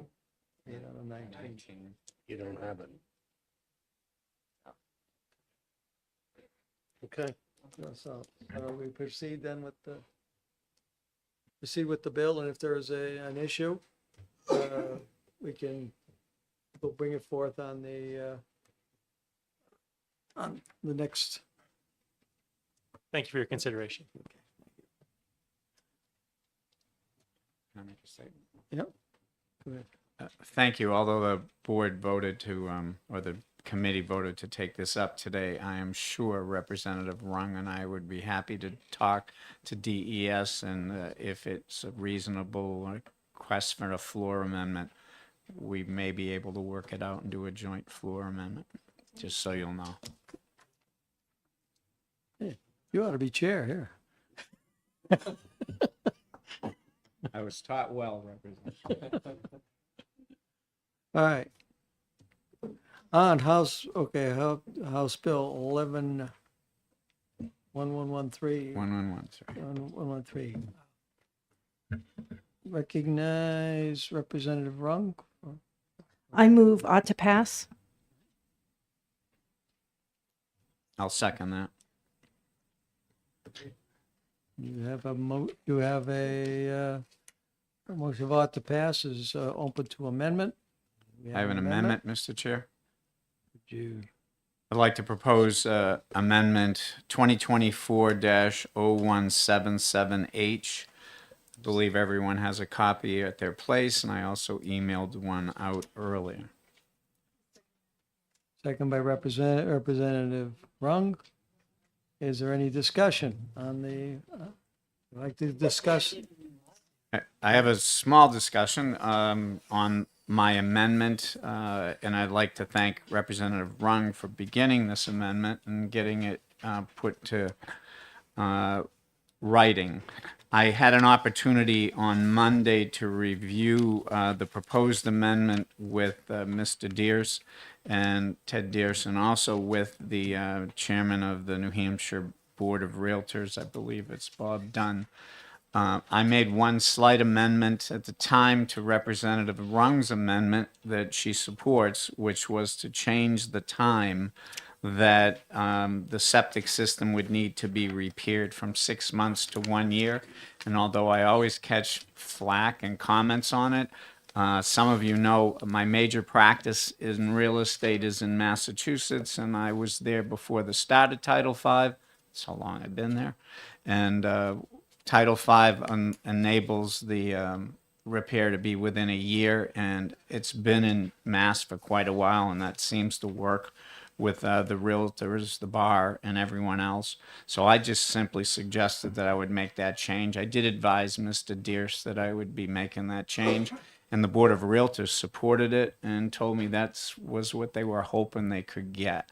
So other than that, Representative Rung and I worked on this, and I think it's a good amendment. I think we're all in favor of protecting the lakes and our water supplies.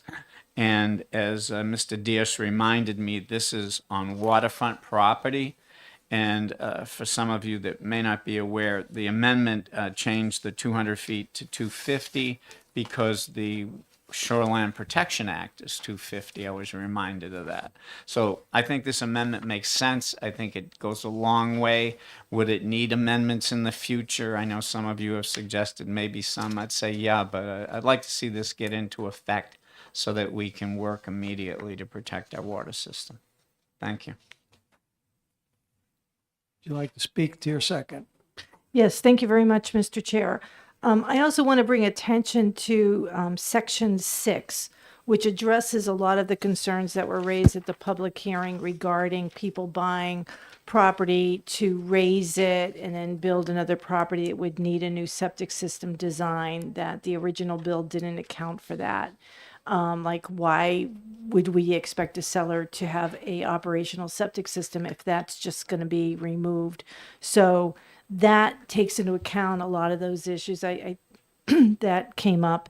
And again, I really appreciate Representative Harb, polishing the stone on this one. It really helps, and it is a very good amendment. This committee has, for at least the 6 years I've been on it, been addressing shoreline septic system issues.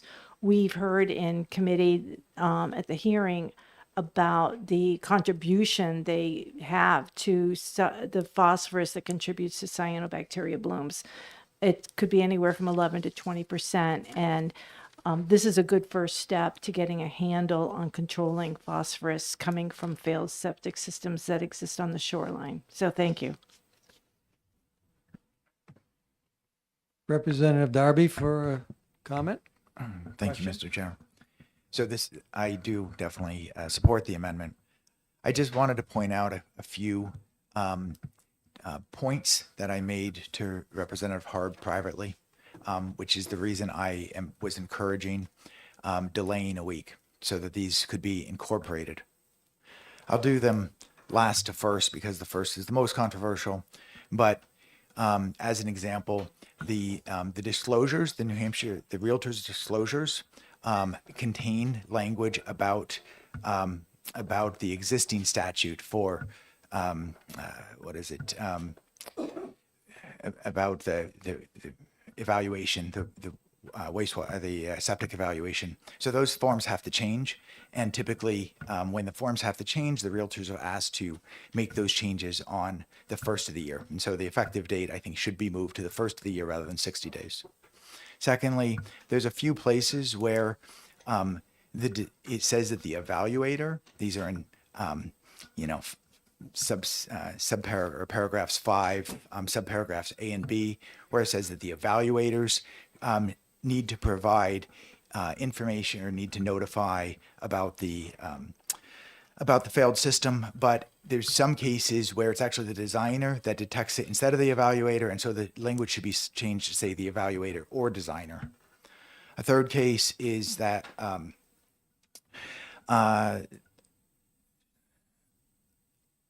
so the bill says that the buyer can perform the septic evaluation on behalf of the buyer, so that basically if you think your system's in failure, you want to figure it out ahead of time.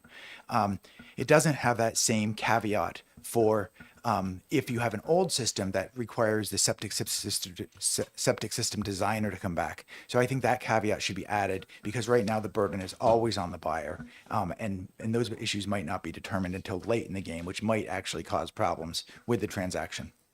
And then most importantly, although something I'm willing to overlook for this bill, because the amendment is so important, is that the penalty right now of $500 if you don't comply with the waterfront evaluation has been removed.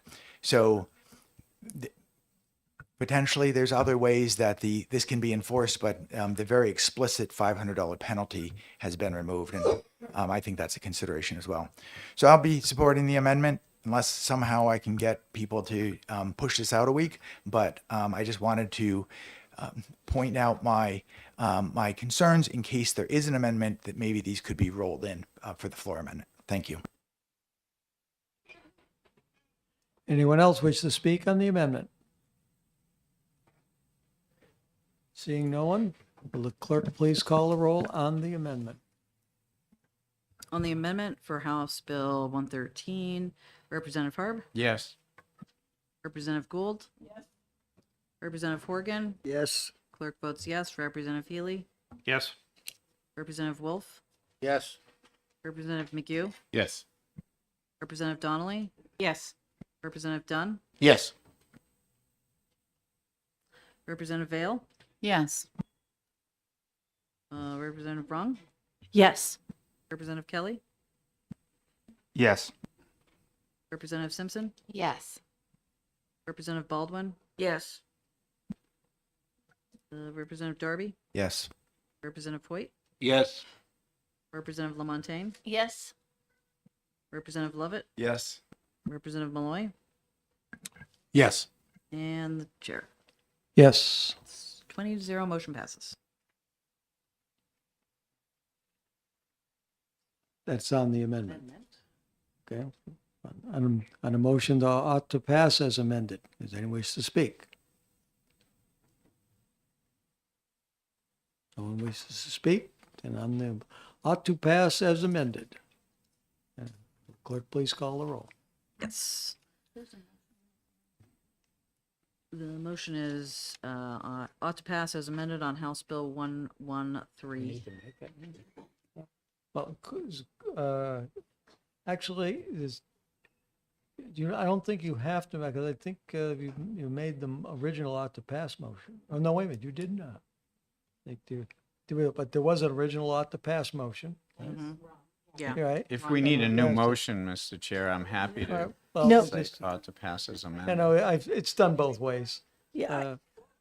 I can- Mr. Chair, I think our custom's been that we have an ought to pass motion, then there's an amendment accepted, and then there's a roll call on the amendment, then there's a roll call on the OTPA, because it's now Right, just been right, amended. Right, the question was, should you have a new ought to pass as amended motion? And I've seen it done both ways, and I think I've done it both ways. So, will the clerk please call the roll? Yes. Representative Harb, Yes. Representative Gould, Yes. Representative Horgan, Yes. clerk votes yes. Representative Healy, Yes. Representative Wolf, Yes. Representative McGee, Yes. Representative Donnelly, Yes. Representative Dunn, Yes. Representative Vale, Yes. Representative Rung, Yes. Representative Kelly, Yes. Representative Simpson, Yes. Representative Baldwin, Yes. Representative Darby, Yes. Representative Hoyt, Yes. Representative Lamontagne, Yes. Representative Lovett, Yes. Representative Malloy, Yes. and the clerk, chair. Yes. That's 20-0, motion passes. Now, if there's this probably should not go on consent, simply because if we do have a floor amendment that we want to put on, it would save us having to find 10 people and say, and get it off and also, anytime you get something off of consent, it's at the end of the calendar, and all kinds of strange things happen. So I would suggest we keep it on the regular calendar, and in case of that need. Okay, that closes House Bill 1113. Now go to House Bill 1121. Which is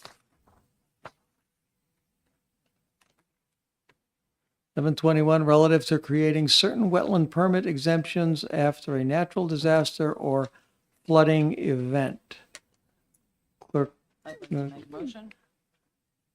for a motion. Thank you, Mr. Chair. I'd like to make a motion of ought to pass, and I have an amendment on House Bill 1121. Mr. Chair, I'll second the ought to pass.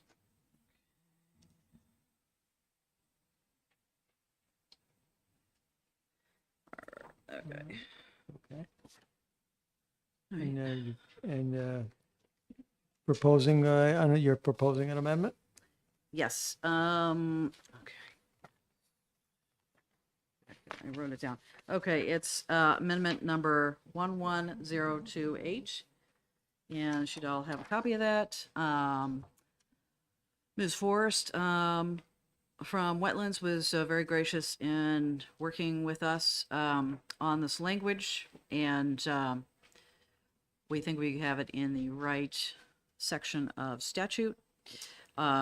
It cleans up a lot of what Representative Aaron had originally, and it simplifies it quite a bit. I realize that Ms. Forrest is working on the rules, and she'll be coming forth with some rules that are going to expound upon this, and we appreciate that very much.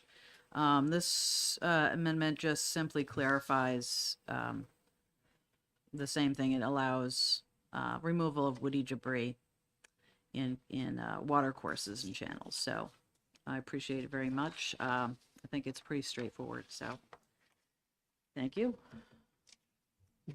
Anyone else wish to speak on the, on your second? No, I have nothing further to say, Mr. Chair. Thank you. Anyone wish to speak for or against the amendment? Seeing none. On the amendment, will the clerk please call the roll? Yes, thank you. On the amendment for 1121, Representative Harp, Yes. Representative Gould, Yes. Representative Horgan, Yes. clerk votes yes. Representative Healy, Yes. Representative Wolf, Representative McGee, Yes. Representative Donnelly, Yes. Representative Dunn, Yes. Representative Vale, Yes. Representative Rung, Yes. Representative Kelly, Yes. Representative Simpson, Yes. Representative Baldwin, Yes. Representative Darby, Yes. Representative Hoyt, Yes. Representative Lamontagne, Yes. Representative Lovett, Yes. Representative Malloy, Yes. and the chair. Yes, That's 20-0. Motion passes. that's on the amendment. That's all. On the amendment. Yeah, on ought to pass as amended, the motion now ought to pass as amended. Is there, wish to speak on the motion of ought to pass as amended? Nope, I said it all. I guess I should have been speaking to the original bill a little bit more, but Okay. I already spoke, so I Okay, think you've got it. Thank you. thank you. Representative Harp? No, I just support this bill as amended for the reasons stated by Representative Harvey Bollier. Okay. Thank you. Ought to pass as amended. On the motion of ought to pass, Representative Rung. Thank you, Mr. Chair. I know that during the public hearing, there was some concern by DES, and since Ms. Forrest is here, I was wondering if she could just give her how she sees this amendment being able to provide her support to the bill, the underlying bill. Is that possible?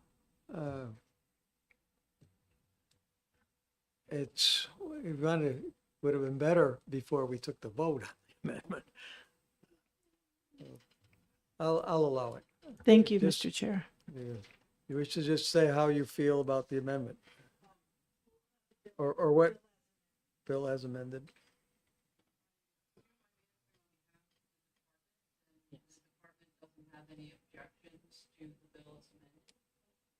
Okay.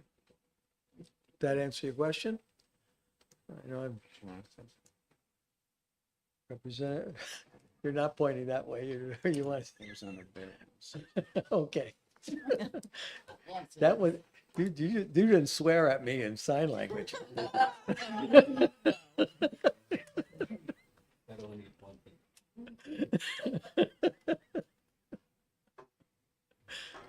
Thank you, Mr. Chair. I do have concerns about this bill. I don't think we need the bill, and I do know that there is rulemaking. We are going through a time when there's an app and a process being developed to quickly be able to report these kinds of events. But, you know, I strongly heard, and I guess I would want to hear more, that we would not be giving any additional power to people than they already have in statute to be able to mitigate the damage that comes from these events. That's what I remember from the testimony. So today I'll be voting against the ought to pass as amended. And I look forward to the rulemaking to take place and for us to be able to see what those processes will be and see how we can help with that when it comes along, if we need to address it in statute. Thank you. Anyone else? I just Oh, really quickly, thank you for your comments, Representative Vale. I just wanted to mention that we took the language out of already that was already sort of in rules about that they can only remove woody debris provided that sediment disturbance is minimized and the work results in no new permanent impacts, and that was to keep it in context with the most important element of removal of woody debris, which is not to create any new impacts to their neighboring parcels. Thank you. anyone else? Representative Darby. Thank you, Mr. Chair.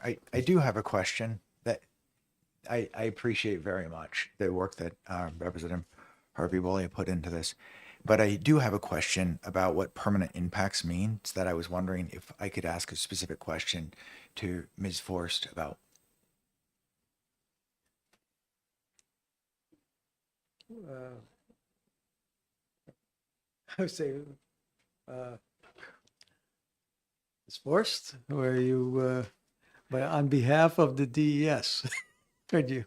Well, I Okay. asked DES and Ms. Forrest as a representative of DES and the representative of DES that that testified on this bill to begin with. That's why I would like to Okay. ask her for this clarification. Will you yield? I'm in the room to answer questions. Okay. Then you heard the question. Can you comment on, we heard several scenarios that were discussed during testimony. One of those was where, new large rocks, boulders block the main channel and basically divert the channel. Would you consider the removal of boulders from the main channel? This is a clarification. Yes. Yeah, but don't you? So far, I haven't heard a. You're just about to. I mean, you're like literally one Well, word away. Yeah, this isn't like a regular hearing. I know. But I'm just trying to understand if the removing of large rocks from the middle of the channel, which is what this says, from the channel, would be considered a permanent, a permanent. What is the word here? Permanent impact. In our definition, Thank you. Anyone else? Representative McHugh. Since we're apparently taking testimony, how big do the rocks have to be? See.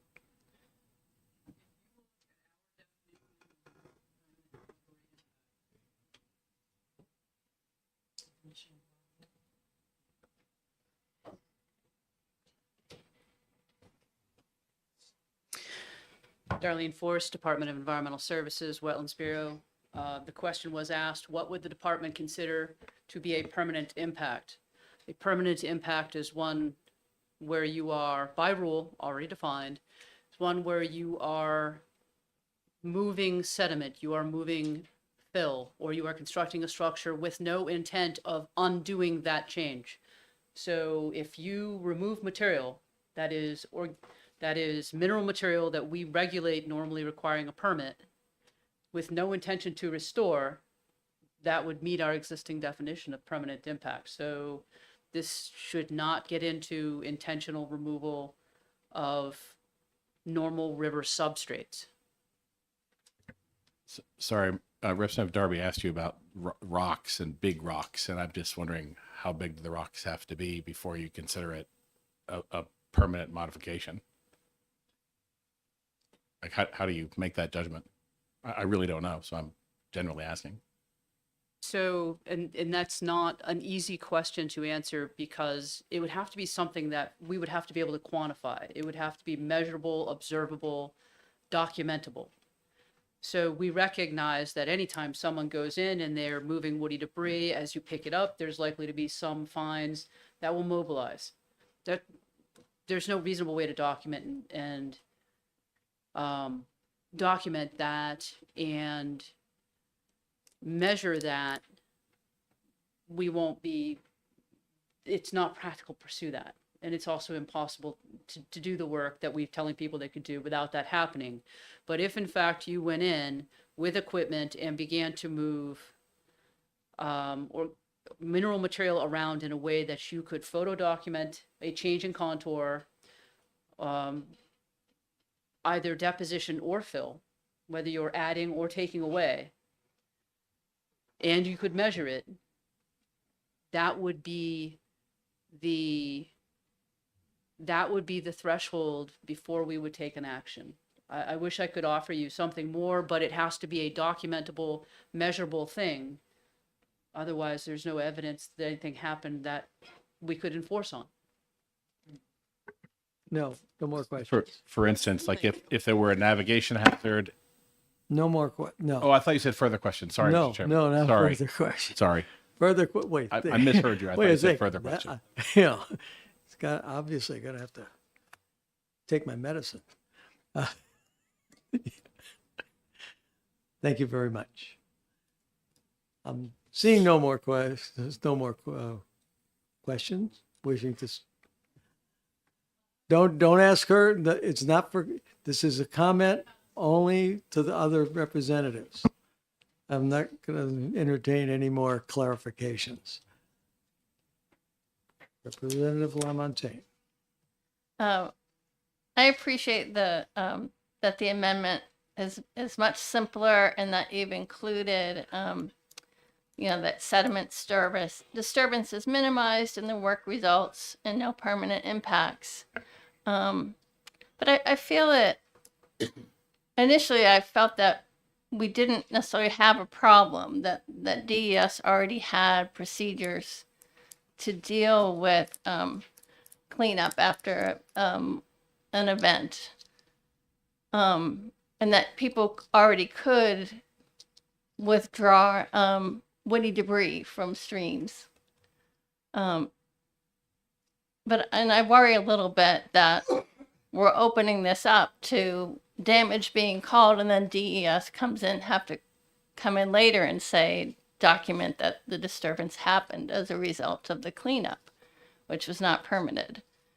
When after the hearing earlier, I heard someone in favor of the bill saying, I don't know why we just can't bring our bulldozer in the stream and clean it up. So that's what I'd sort of like to avoid happening. And that I feel like the language still leaves it pretty wide open as to how the cleanup would take place. So for that reason, I oppose the bill. As amended. Okay. Anyone else? Seeing no one else, ought to pass as amended. Will the clerk please call the roll? Yes, thank you, Mr. Chair. As amended on House Bill 1121, Representative Harb. Yes. Representative Gould. Yes. Representative Horgan. Yes. Clerk votes yes. Representative Healy. Yes. Representative Wolf. Yes, reluctantly. Representative McGee. Yes. Representative Donnelly. Yes. Representative Dunn. Yes. Representative Vale. No. Representative Rugg. Yes. Okay. Representative Kelly. Yes. Representative Simpson. Yes. Representative Baldwin. Yes. Representative Darby. Yes. Representative Hoyt. Yes. Representative Lamontagne. No. Representative Lovett, Yes. Representative Malloy. No. Okay, and the chair. Yes. All right. Okay, that's 17-3, motion passes. 17-3, I guess that's regular calendar.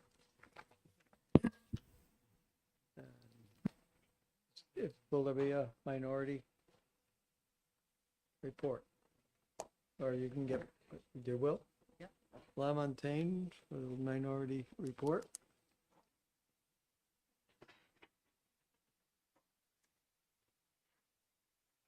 Actually, if there is a minority report, it cannot, yeah, it's got to be regular calendar. Yep.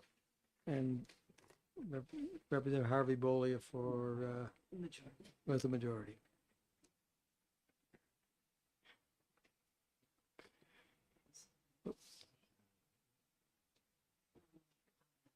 Okay. All right. Closes 11:21. And House Bill 1301 relative to wake. Yeah, relative to wake surfing on public bodies of water. Representative Harvey Julia, you have recognized for a motion. Yes, thank you, Mr. Chair. I'd like to make a motion of ITL on House Bill 1301. Is there a second? Have a second? Who's the second? Second by Representative Wolf. Do you wish to speak on your motion? Yes, very briefly. Thank you very much. I really appreciate Representative Darby's intent on the bill. I completely sympathize with the idea of wanting more local control and trying to approach the problem in this manner. Representative did a good job with working out the public hearing process, but I have to speak, unfortunately, against it on the basis of what the Assistant Commissioner Eddie Edwards said, that the department's current resources within the Bureau of Hearings to implement the policy are inadequate.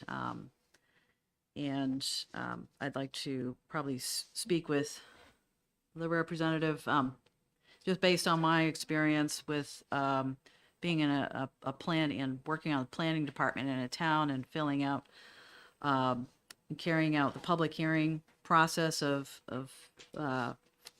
sending out mailings for notifications on hearings. This, although he had, the representative had a lot of good points in here, it's very difficult for a private citizen to carry this out and to document the mailings being certified mail. They have to hold on to those receipts for the certified mailings, and then if there's a problem with it, they have to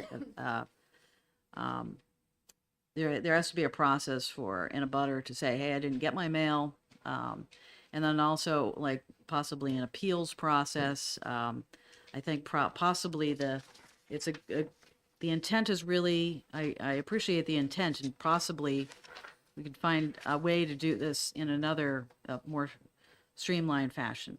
And that's all. Thank you. Representative Wolf, to speak to your second. Thank you. I'm opposed to this for another reason that I don't believe was mentioned. If we truly believe that the lakes are all held in trust for everybody, why should 25 people be able to have a hearing to restrict something? And the person next door, the 26th house up, wants to have that. I'm very opposed to spot, I guess I'll call it spot zoning for any other reason. If we're gonna do it for the whole lake. don't do it for this area and that, and not for that area. So I don't like the idea that we will have varying spots on a lake. And for that reason, I'm voting against this bill. Anyone else to speak on the bill? Representative Darby. Thank you, Mr. Chair. I don't want to go on for 5 hours, which I could easily do on this bill, but first I'll just reply very quickly to my colleagues' concerns.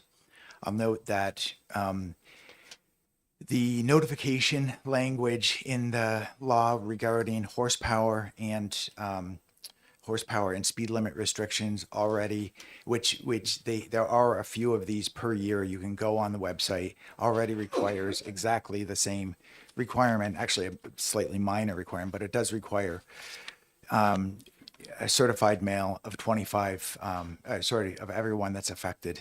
In fact, the quarter mile, the abutter definition comes exactly from that statute. With respect to hearings in general, hearings are a very well-established process by the Department of Safety. They're done numerous times a year for moorings. They also require 25 petitioners. The fact that what came up a lot in testimony on this bill was 25 people can ban can ban the sport, can ban the activity. That's not true at all. Specifically, the Department of Safety has to take into account during the petition, during the hearing process, and during the decision making that the body of water is a public resource and everyone has access to it. And they have to have a number of different findings in order to determine that there's a real reason for this. But mostly what I'd like to say is that there's a lot of talk. We've talked a lot in this committee. We've heard a lot. We've got a presentation in front of us about the differences between Senate bills and various bills. And there's some people are starting to coalesce around distances, and I get distances. But what we'll see again and again is that distances doesn't cover depth. We heard very compelling testimony from a member on the lake's not in front of me, where half the lake is only Winnipocket Lake, where half the lake is only 10 feet deep. And because they're wake surfing in that portion of the lake, that's why they're having such disturbances. So what this would allow is that because the Department of Safety very clearly came out and said, we're worried about trying to enforce depth restrictions, this would allow those very sensitive, shallow areas, 10 feet depths, to be managed. We heard, of course, that people say, oh, you can't wake surf in 10 feet. Well, if that were the case, we wouldn't have had the problems we're seeing in Winnipocket and in a number of other shallow lakes. I could go on for a long time about the testimony we heard, but I've outlined my major points on this sheet that I put in front of you. And I'd also like to say that on the back of that sheet describes the amendment, and it describes why the amendment addresses the concerns about the hearings process. We did get a letter from Assistant Commissioner Edwards about 1301. I personally never saw it. It wasn't presented during testimony. I never got it in my email. To tell you the truth, I was frustrated to hear about it this morning, but we did. But that was before this amendment. And I'll just point out in particular here that the amendment includes language that allows the Department of Safety to define rules for when the hearings can take place. And those rules will allow them to basically space these out on a time frame that meets their schedule so that they don't have to hire additional hearings officers. We didn't get a letter following that. I did speak with Attorney Casco, the hearings, the bureau chief for hearings about my amendment. We did not get a letter back after of the impacts after this amendment. So I know I've already gone on too long. Wake surfing is of serious concern across the state. Serious concern. It is damaging the ecosystem, and it is damaging people's low impact uses of the lake. And I would urge you to vote against this ITL motion. Thank you. Representative Ron. Yeah, Representative Ron, just looking for other people. Okay, thank you, Mr. Chair. I'm also going to oppose the ITL with great respect for my colleague, Representative Wolf. When we talk about 25 people submitting a petition, these are people who live around the lake or on the lake, and they are the first people that are going to observe damage or concern. And this is a way for them to bring that forward and have an objective hearing officer look at all of the considerations and make a determination. Each one of our lakes in New Hampshire and our rivers are different from each other. And I think this addresses the uniqueness of each lake, this hearing process, rather than having some blanket regulation across the state. This is really taking into account the depth. We've heard testimony from divers, from that diver who saw significant damage to the bottom of the lake from wake boats. I heard from a constituent last night who lives on Babusick Lake in Merrimack, who has also seen significant damage from wake boats. Have we heard from people from deep lakes? No, it's not an issue there. So I don't see that there's a problem. Enjoy the wake boats. But I think when they are placed on these very specific lakes that are brought to the attention by people who witness it, I think this bill helps us identify those problem areas and bring remediation. So I guess I think that hearing process, we have to look at that as a way of really pinpointing areas in our state where restrictions on wake boats because of the damage they're doing should be considered. Thank you. Anyone else to speak? Representative LaMontagne. Yes. Well, I agree with Representative Wolf that it would be, we ought to pass statewide statutes about wake surfing if we're going to have to do that. I also agree with Representative Rung and Representative Darby that there will be small bodies of water where even if we pass other legislation, which I think we're likely to do, there will be some bodies of water where the local conditions, it's not gonna fall under the broader statute that we passed, and that people should be able to bring forward a petition specifically to protect that body of water. And as far as overwhelming the Department of Safety with petitions, I think likely that since we'll probably get some sort of distance restrictions passed either with the Senate bill or 1390, that will take care of most of the petitions. I think it would end up being a smaller number that actually have to, or it would take care of the need for more petitions. And it would be only a small number of lakes that feel a need to bring a specific petition forward. So I'm going to be voting against the ITL. Anyone else? Representative Vale.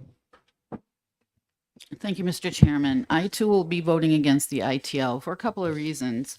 This is a different approach than bills that we've had in the past, and it is in keeping with what New Hampshire DES has been saying with us down the line, which defining the activity rather than the watercraft, and looking at the situation from an environmental impact. We shouldn't be ruling that out, and we shouldn't be ruling that in. The problems that we're having with the lakes and the cyanobacteria and the flooding are all contributing to some serious conditions on the lakes. And those conditions, as we know, with cyanobacteria really on the rise, can critically impact our state's economy. So I'm glad that we're looking at this and we're moving forward with it. And I hope to see more discussion of this bill as it makes its way through the legislature. And I'm hoping that we can defeat the ITL so that we can bring a motion of ought to pass as amended. Think I received an amendment. Anyone else wish to speak?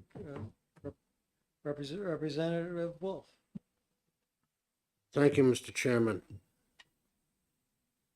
I'm opposing this bill because, and maybe I shouldn't be talking about the amendment at this time, but I will. The wording in the bill allows 25 or more residents of property owners of a town.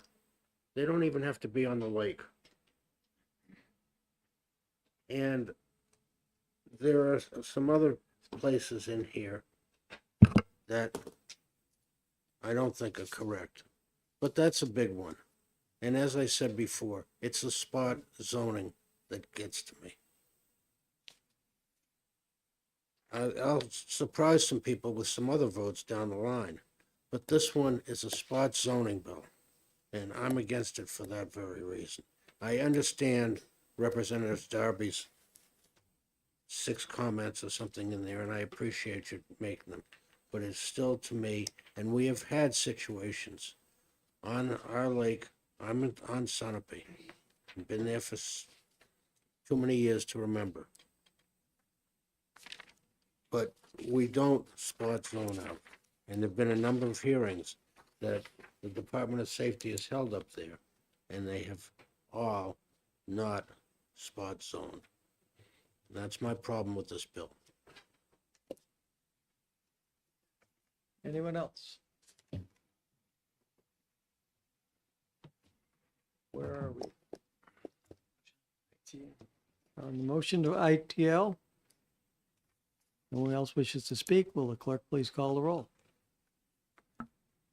Thank you. Representative Harb, Yes. Representative Gould, Yes. Representative Horgan, Yes. clerk votes yes. Representative Healy, Yes. Representative Wolf, Representative McGee, Yes. Representative Donnelly, Yes. Representative Dunn, Yes. Representative Vale, No. Representative Rung, No. Representative Kelly, No. Representative Simpson, No. Representative Baldwin, No. Representative Darby, No. Representative Hoyt, No. Representative Lamontagne, No. Representative Lovett, Representative Malloy, No. and the chair. Yes. That is 10-10, motion tied. Motion fails is on a 10-10. Is there another motion? Representative Darby. I'd like to make a motion of ought to pass on House Bill 1301. Motion of ought to pass. Do I have a second? Representative Rung for a second. You'd like to speak to your motion? I'd like to make a motion to amend House Bill 1309 with Amendment 2024-1107H. Do I have a second to the amendment? Representative Rung seconds the amendment. Would you like to speak to your amendment, Representative Darby? Yes, thank you, Mr. Chair. Very briefly, this amendment, which is bulleted out on the back of the handout that I provided, addresses the primary concerns that we heard during testimony over the hearing process. I think I've said enough on the remainder of the bill. Thank you. Would you like to speak to your second? Yes, Mr. Chair, thank you. I want to thank Representative Darby for the amendment. It does address many of the concerns that were brought up in the public hearing, and I think it makes the bill better and more responsive to concerns. Thank you. Anyone else wish to speak on the amendment? On the amendment? Seeing none? On the amendment, will the clerk please call the roll? Yes, thank you. On the amendment, Representative Harb, No. Representative Gould, No. Representative Horgan, No. clerk votes no. Representative Healy, No. Representative Wolf, No. Representative McGee, No. Representative Donnelly, No. Representative Dunn, No. Representative Vale, Yes. Representative Rung, Yes. Representative Kelly, Yes. Representative Simpson, Yes. Representative Baldwin, Yes. Representative Darby, Yes. Representative Hoyt, Yes. Representative Lamontagne, Yes. Representative Lovett, Yes. Representative Malloy, Yes. and the chair. No. It's 10-10. 10-10, the motion on the amendment fails. On the motion of ought to pass. Wish to speak on a motion of ought to pass?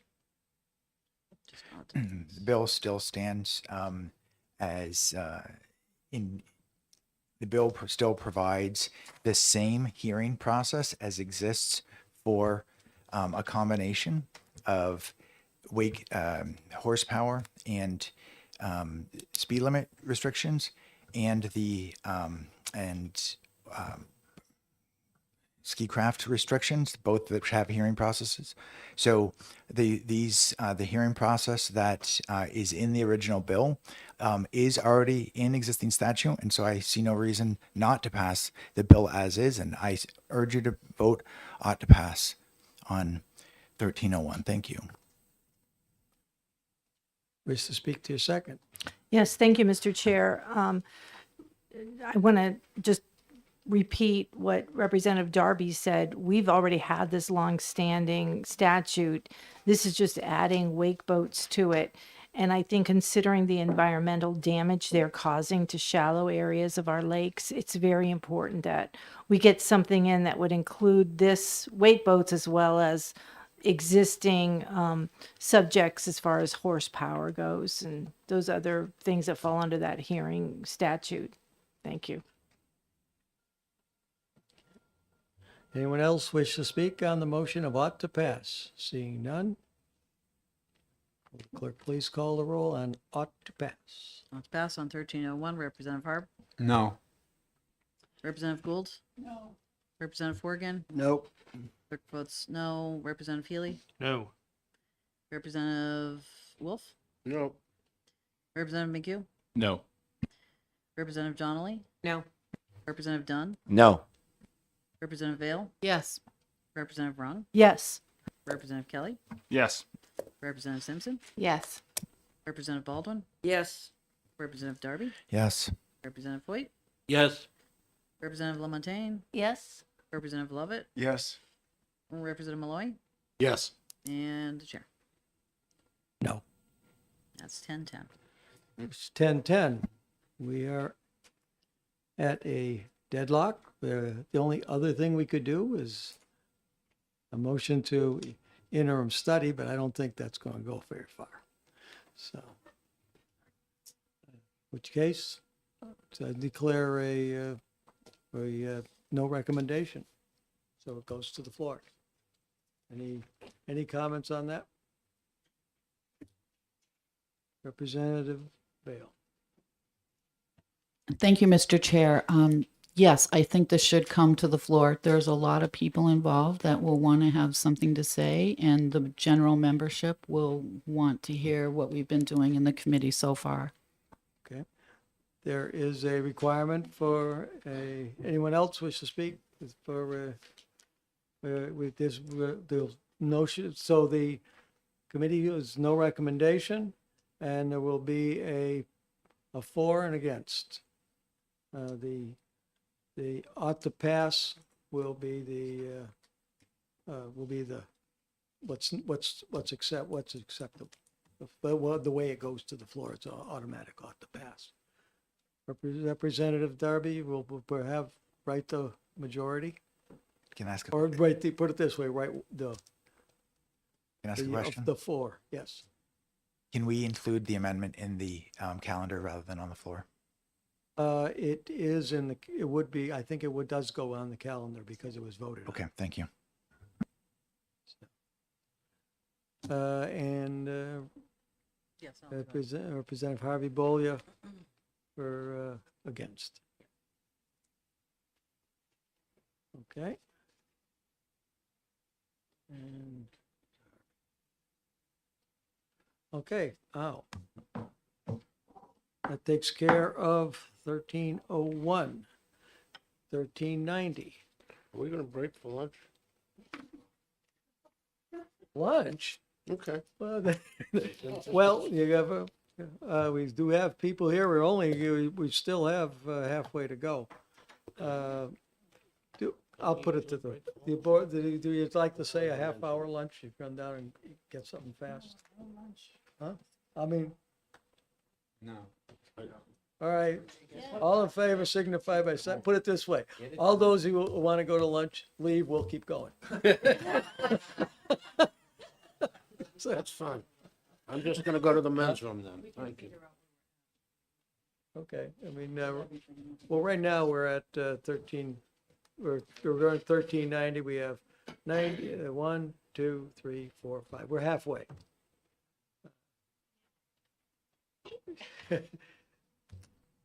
Break for half an hour. Yes, thank you. Huh? We have 5 bills to go.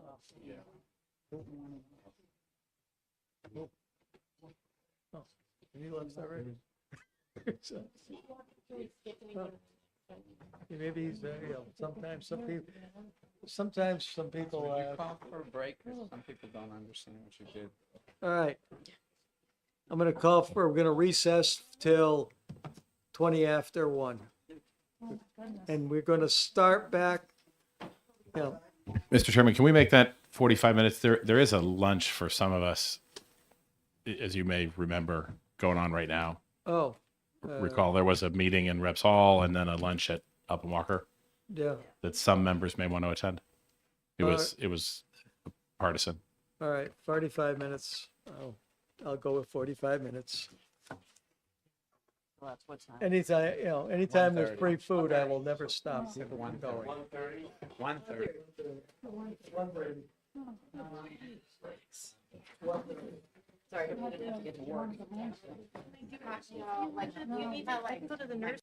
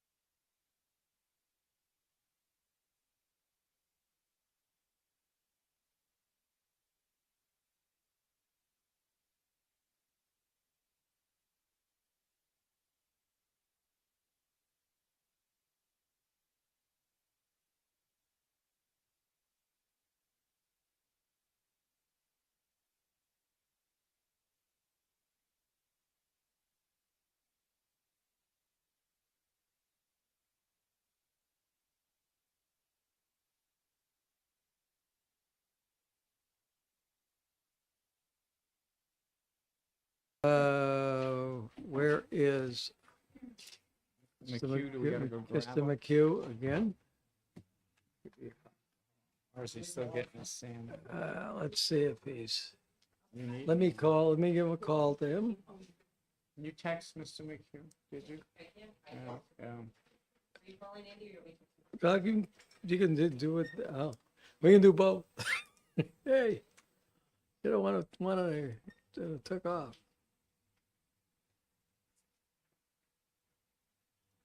You wanna?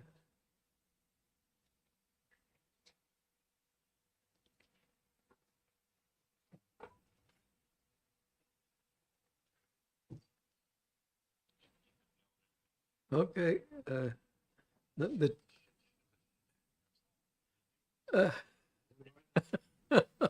yeah, well, you're the one that went to the entertainment show now. Time to come back to the other entertainment. You won't have to. It's good, it's good. She wants it ITL, so. Yep. Well, you can, I probably, no. I'm gonna recognize it. Yep, bye-bye. Bye.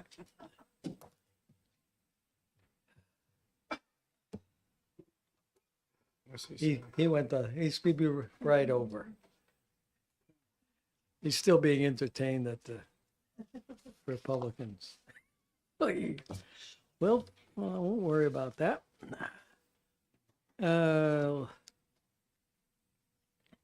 Instead of going to, I am gonna, for this, until some Q comes in, I think I'll just, I'm gonna jump over to 1490. Oh, here he is, okay.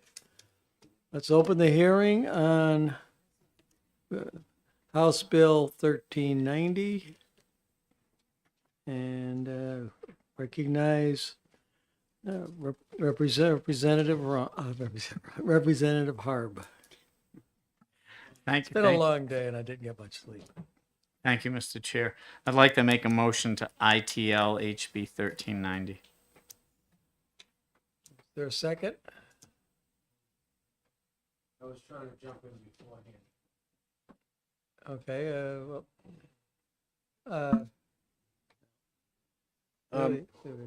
we're in the, I know you're telling what you're looking. You Well, wanna, the I'll let question you that, speak. that Go I'm ahead. asking is, Sorry.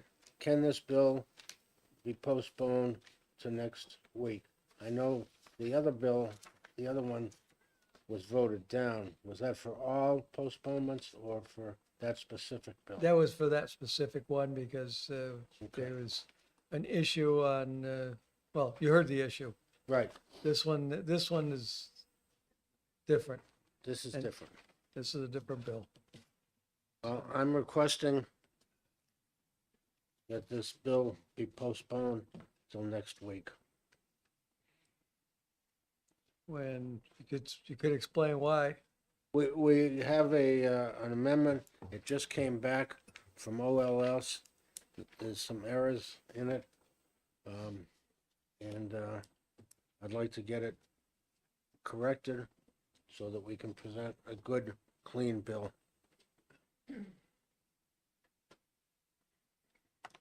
I'm gonna make this decision as chair. I'll let, go ahead. Would you wanted to say something? I'll listen to it, but I don't want to put this to a discussion, but I just want to say I support Representative Wolf's idea of postponing the bill. I think we heard a lot of testimony and there were a couple amendments that are coming in. And I think we could use some more time. and I'm gonna make this as a chair. I see how these bills are going. No amendment, in my belief, is gonna change anybody's minds. So let's bite the bullet and put it to a vote. I'd be very surprised if this is not a, well, let's just say, let's just send Okay. it to the, send it to the floor. You tell me who's voting now. Okay, all right. But let's, why don't we continue? All right.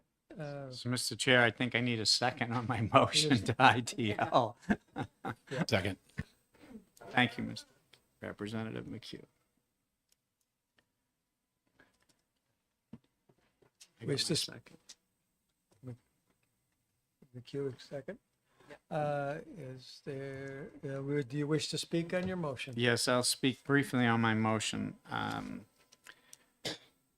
I'm concerned in this bill about the depth issue, about the shoreline issue, about all the maps and plans we saw that would probably send a whole bunch of boats to a particular lake because they can't ride on another lake, and then there's going to be congestion, traffic. I also saw the testimony that was submitted regarding the inability of the Marine Patrol to figure depths and to test depths and what happens if the depths change. So for that reason, I don't think this bill, as they say, is ready for prime time. That's why I moved to ITL it. I also believe that if there are amendments and things that the representatives on this committee think might be applicable to wake surfing, I'm told that the Senate Bill 431 will come to us, and that might be the time to bring all these other amendments in for Senate Bill 431. Thank you. Representative McHugh. Thank you, Mr. Chairman. I'll support the motion of ITL. I'm a lifelong boater, and depths change every day.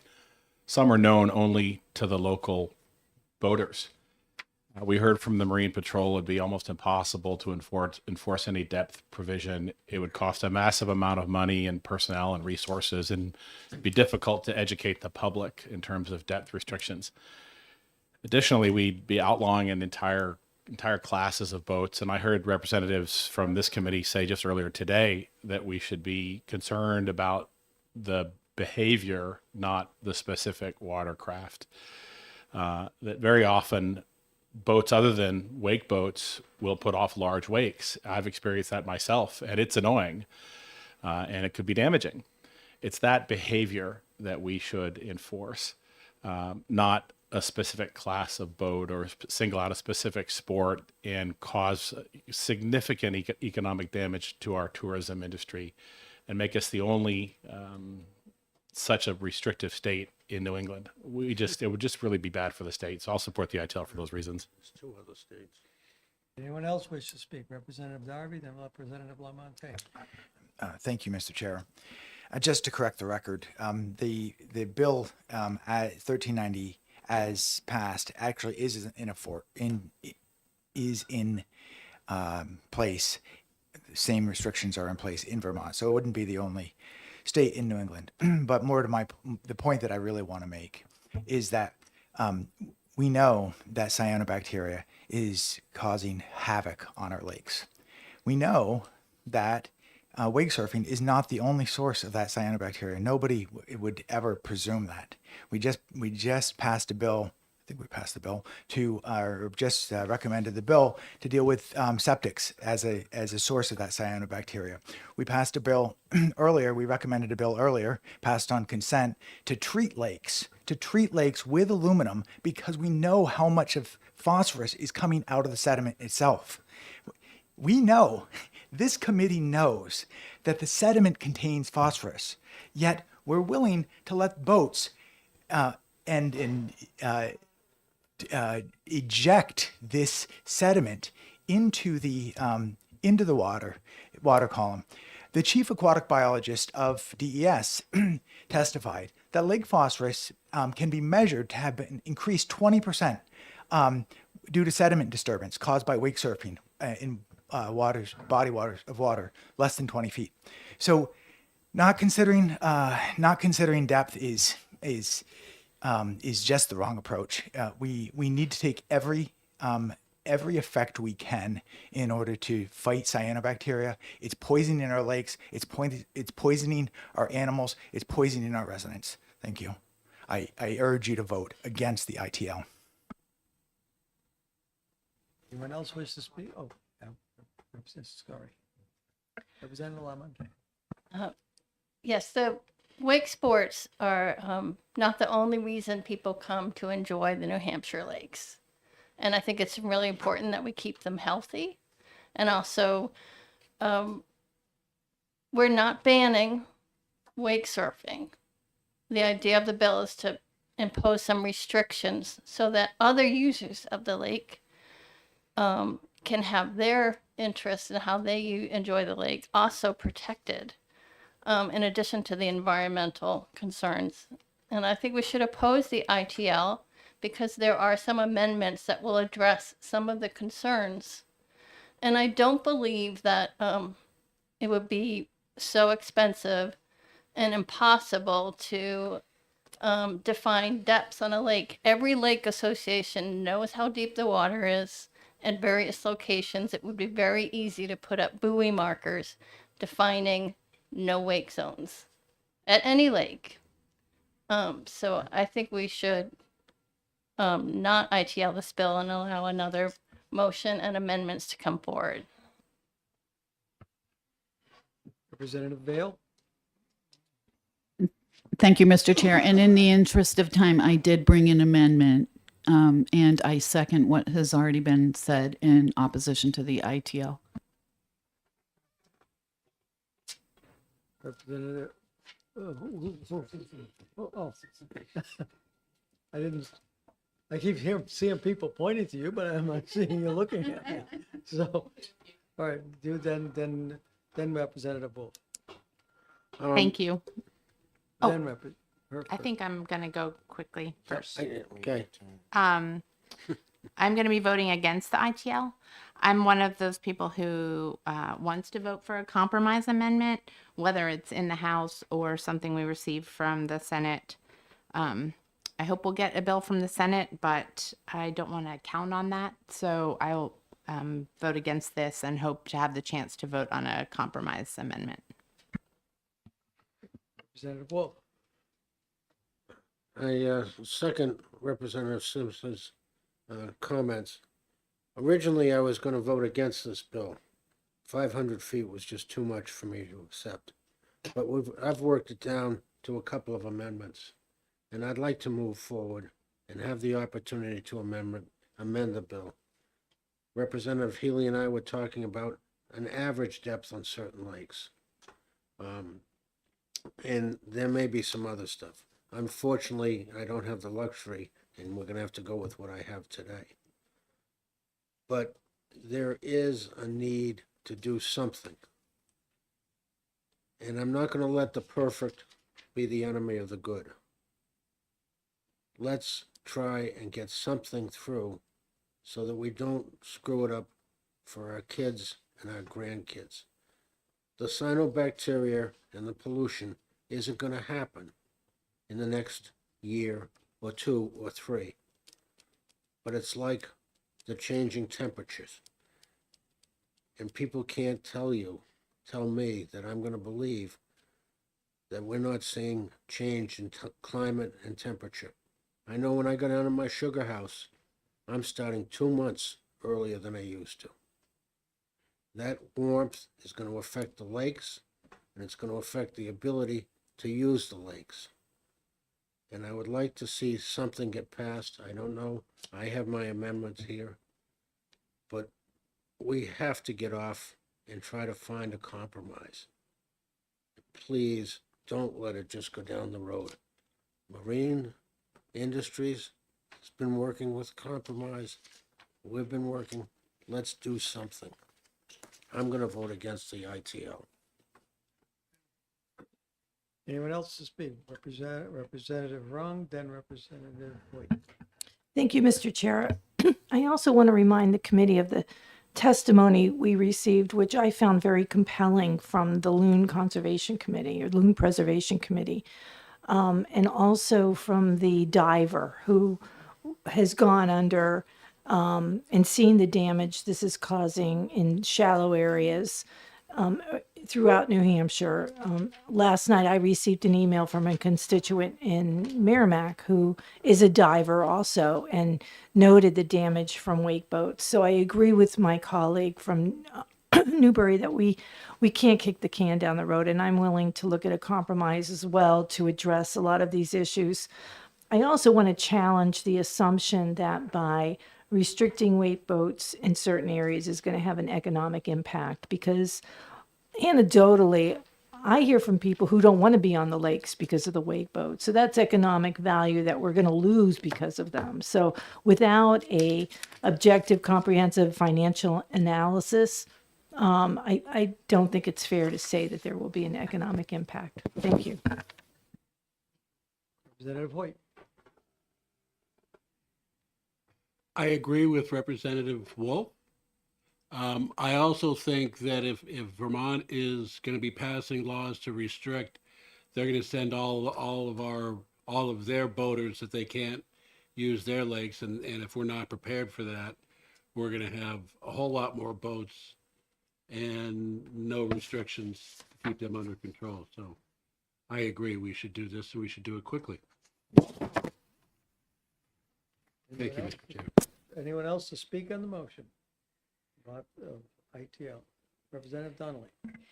I just would like to talk briefly about what Representative McHugh talked about, and that is we're talking about a behavior, and now I'm for the ITL due to the fact that we're specifying a craft and not the behavior. So my frustration with this bill is the way it has been presented to go after one specific craft, and it really, what we're complaining about has to do with the waves and things of that nature. For the last 2 days, I live on the lake. The waves that have been coming because of the wind have been amazing, and what they've done for destroying and making lots of damage against the shoreline. So I think we've done a lot of good bills in here that could do really good things. I think this bill has flaws due to the fact that it's specifying a specific boat at a specific when it's at a specific I'll say plane. So it's when it's creating this 4-foot wake and things of that nature. So there was a lot of good testimony. And going back to the loon preservation, they only mentioned that there was nothing about, because I asked that specific question, what's the distance? And all they said is you have to look at the loon's behavior. And that's true for any boating. So we should ban all boats then on all lakes because loons are on them. I mean, I think we have to be cognizant of our wildlife, absolutely. But there shouldn't be, that testimony didn't really pan out in my opinion, for that specific reason. Thank you. Anyone else? Speak on the motion. Motion of ITL, will the clerk please call the roll? Yes, thank you, Mr. Chair. On House Bill 1390, motion of ITL, Representative Harp. Yes. Representative Gould. Yes. Representative Horgan. Yes. Clerk votes yes. Representative Healy. Yes. Representative Wolf. No. Representative McHugh. Yes. Representative Donnelly. Yes. Representative Dunn. Yes. Representative Vale. No. Representative Rung. No. Representative Kelly. No. Representative Simpson. No. Representative Baldwin. No. Representative Darby. No. Representative Hoyt. No. Representative Lamontagne. No. Representative Lovett. No. And Representative Malloy. No.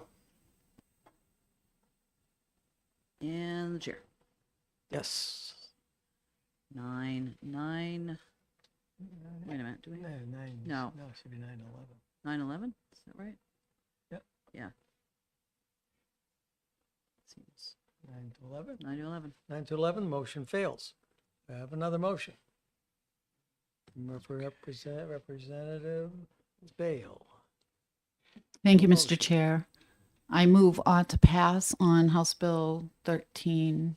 I make a motion of ought to pass for 1390. Okay. And I have an amendment. Okay, for a second on the motion. Representative LaMontagne seconds. Do you wish to speak? Oh, it's still me. You do have it's open to amendment. And you have an amendment for. we Yes, have I make a copy motion the of ought to pass as amended, or moving the amendment. Moving amendment 2024-1108H. 1108.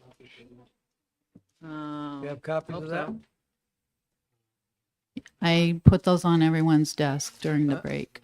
Oh. Uh-oh. It should be in your papers on your Uh-oh. desk, and there's a few copies by Representative Darby. I've already read it. That's 110408. Okay. Okay. Can we see his amendment too? If he's gonna off camera. That'd be good.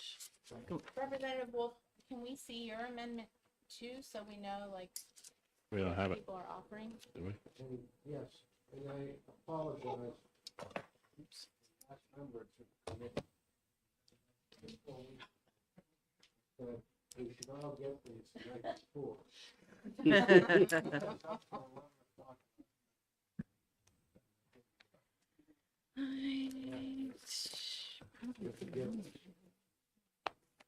Well, we can only look at one amendment at a time. Oh, this is Wolf. You realize. This is- Right, but I mean, we can only take on one amendment at a time. Well, what's wrong with this? I don't have it. I don't have a copy. You put it on everybody's desk? Oh, it's a little one? Yeah. Is it? That's 1390. Oh, this is it. Oh, yeah, okay, yeah, You're it is. looking at it right Okay, now. yep. Oh, okay, that's fine. Oh, all right. Okay, so you can just have that one. 1085 and 1108 are Okay, I the have two 1108. amendments that I you have should 1108 have. now. You have one? You have this? Okay, 1080, this is 1085. And right now, the motion on the amendment is on 1108H. 1108. Okay.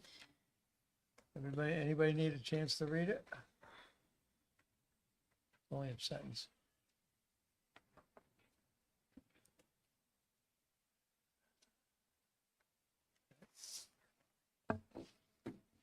You ready? All right, do you wish to speak on your amendment? Yes, I would. In the original bill, the wake sport zone, the area where it says wake sports shall not be permitted.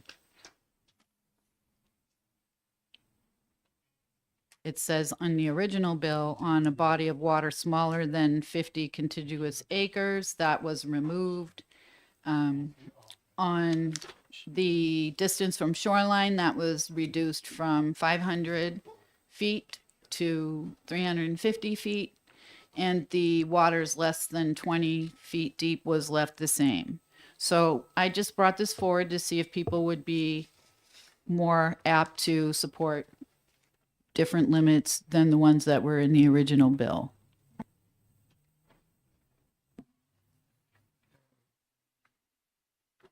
Who seconded that? Who seconded? Lamontagne. Then do you wish to speak on your second?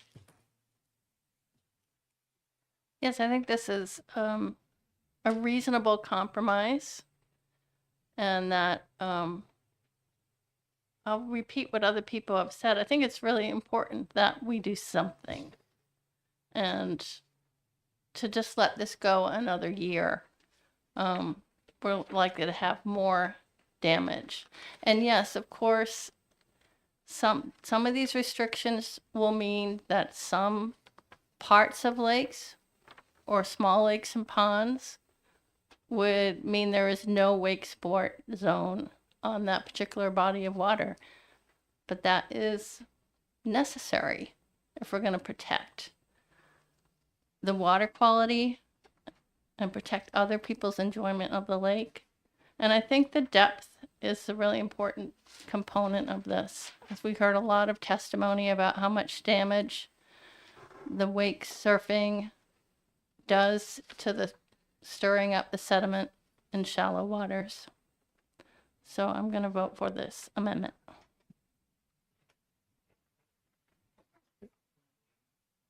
Representative Darby. Point of order, if Yep. we're voting on this amendment, Yep. can another amendment be introduced after this, even if this passes?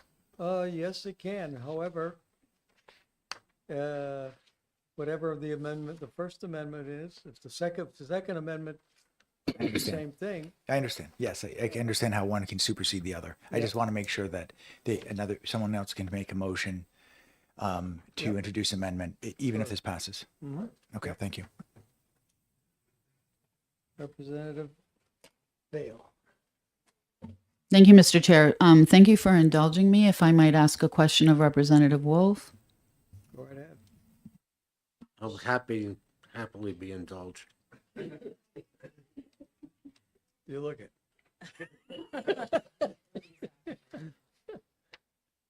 I just want to make Good. sure that, were you planning to introduce this today I to make am a motion? Yes, ma'am. Because I do prefer your amendment. Thank you. Well, withdraw yours and I'll put this one in. Yeah, we are not, we haven't voting if you wish to withdraw your amendment. I do. Thank you. And thank you thank you to Representative Wolf for coming up with a better amendment. I withdraw my motion. Yes, does the second withdraw their amendment?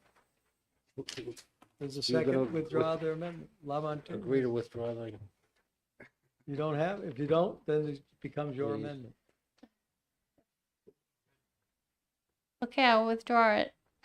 Okay, I'd like to make an amendment then. all right, well, the motion is the amendment is withdrawn. Or motion to amend. I'd like to make an amendment 2024-1085, and I'd like to speak to my amendment. Is there a second? I'll second that.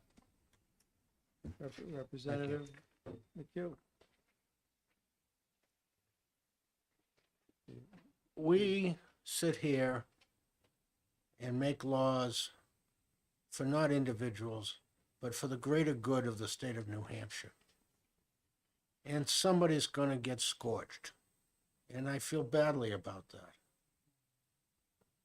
But there are more people that are going to benefit by doing something about this problem that these boats are creating. We have a lot of people that enjoy them, and we haven't eliminated them by my motion. I want them to be able to go out and enjoy themselves on the lakes. I want those gentlemen over there to be able to continue to sell boats and have us. But at the same time, I don't want to see our lakes turned into where those weed whacking machines are employed full time. They're not the only cause of the problems here. We have septic systems. We have high winds. We have a lot of things. But unless we pick some of the things that we can do something about, we're going to lose our ability to enjoy the lakes. I have put this bill forward, and I've reduced it down to something that I think I know what it is. And maybe you people are all smarter than I am, but 300 feet is a football field. So I know how far out I have to be. It's not 350, not 400. It's a football field. A smaller lake of 50 acres, that's what's been in here and determined. I have not put in a depth requirement because basically, if you're out 300 feet, you're gonna be over 15 feet of water. And that's where my people at the Lake Sunapee Protective Association tells me it's a minimum. Now, there are gonna be some areas that are gonna get eroded. You know, there's nothing I can do about it. I'm looking for the greater good. I'm looking to preserve the lakes, plural, for those that are my children and my grandchildren. Is it perfect? No, it isn't. And Andy, excuse me, Representative, Mr. Chairman, if I had another week, I probably couldn't make it much better. So this is the one that I want to move forward. And if you people feel it's up to the group on the other side of the wall, that's fine too. We can take the two bills and put them together. But if we don't do something and start the ball rolling today, it's going to be that much worse. A year, 2 years, 3 years, and will it be able to turn around? I hope so. But when we had a record warmth in February, I wonder whether we're going to be able to turn the climate around. This is the climate to me, and it's time to do something before it's too late. I hope you'll pass this amendment and then pass the bill so that we can move forward and make what necessary changes we have to make. Thank you for giving me the opportunity.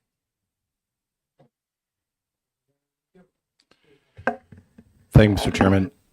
Thank Representative Wolf for bringing this amendment that addresses the depth issue, addresses the small body of water issue that we heard from our Merrimack constituents. This will be a step forward. The Senate bill language is very close to this. I think it's 250 feet. And also, or 200, thank you. So it's quite close to this. So I might still prefer that language, but this is a good step for sure. So I thank Representative Wolf for bringing this forward. I think it helps out our Merrimack constituents and all of our constituents that have the small body of water issue especially. So for those reasons, I support this. It still doesn't address the behavior, so I think it's a good first step. And I'd encourage the Marine Patrol to address that with no wake zones where it's necessary, and they can do that on an ongoing basis, lake by lake. I have a little concern on the fiscal note, if they were to need funding to put buoys out, but those are things that they can ask for on an ongoing basis. But this brings us a step closer to solving the problem and a step closer from this committee's position anyway. So thank you, Representative Wolf, and I encourage you to support this amendment and then ought to pass as amended. Thanks.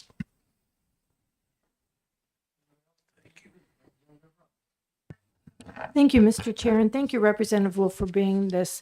I think it's a step in the right direction because any step forward is going to be helpful. And I also think that bringing the setback to 300 feet is important because in some of our small lakes, and in my community, Babusick Lake is 228 acres, but having 300 feet, it will prevent wake boats. I don't know how much room there is between each shore, but we could have lakes that are greater than 50 acres, but still wake boats would be restricted because they wouldn't be able to pass down the center of the lake and still clear 300 feet from each side. But I'm glad you did this. I think it's a great compromise, and I'm going to be supporting it. Thank you.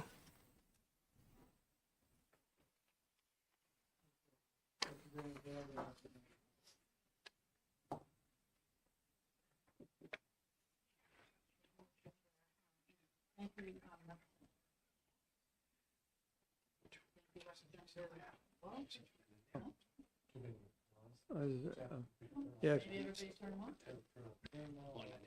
Oops.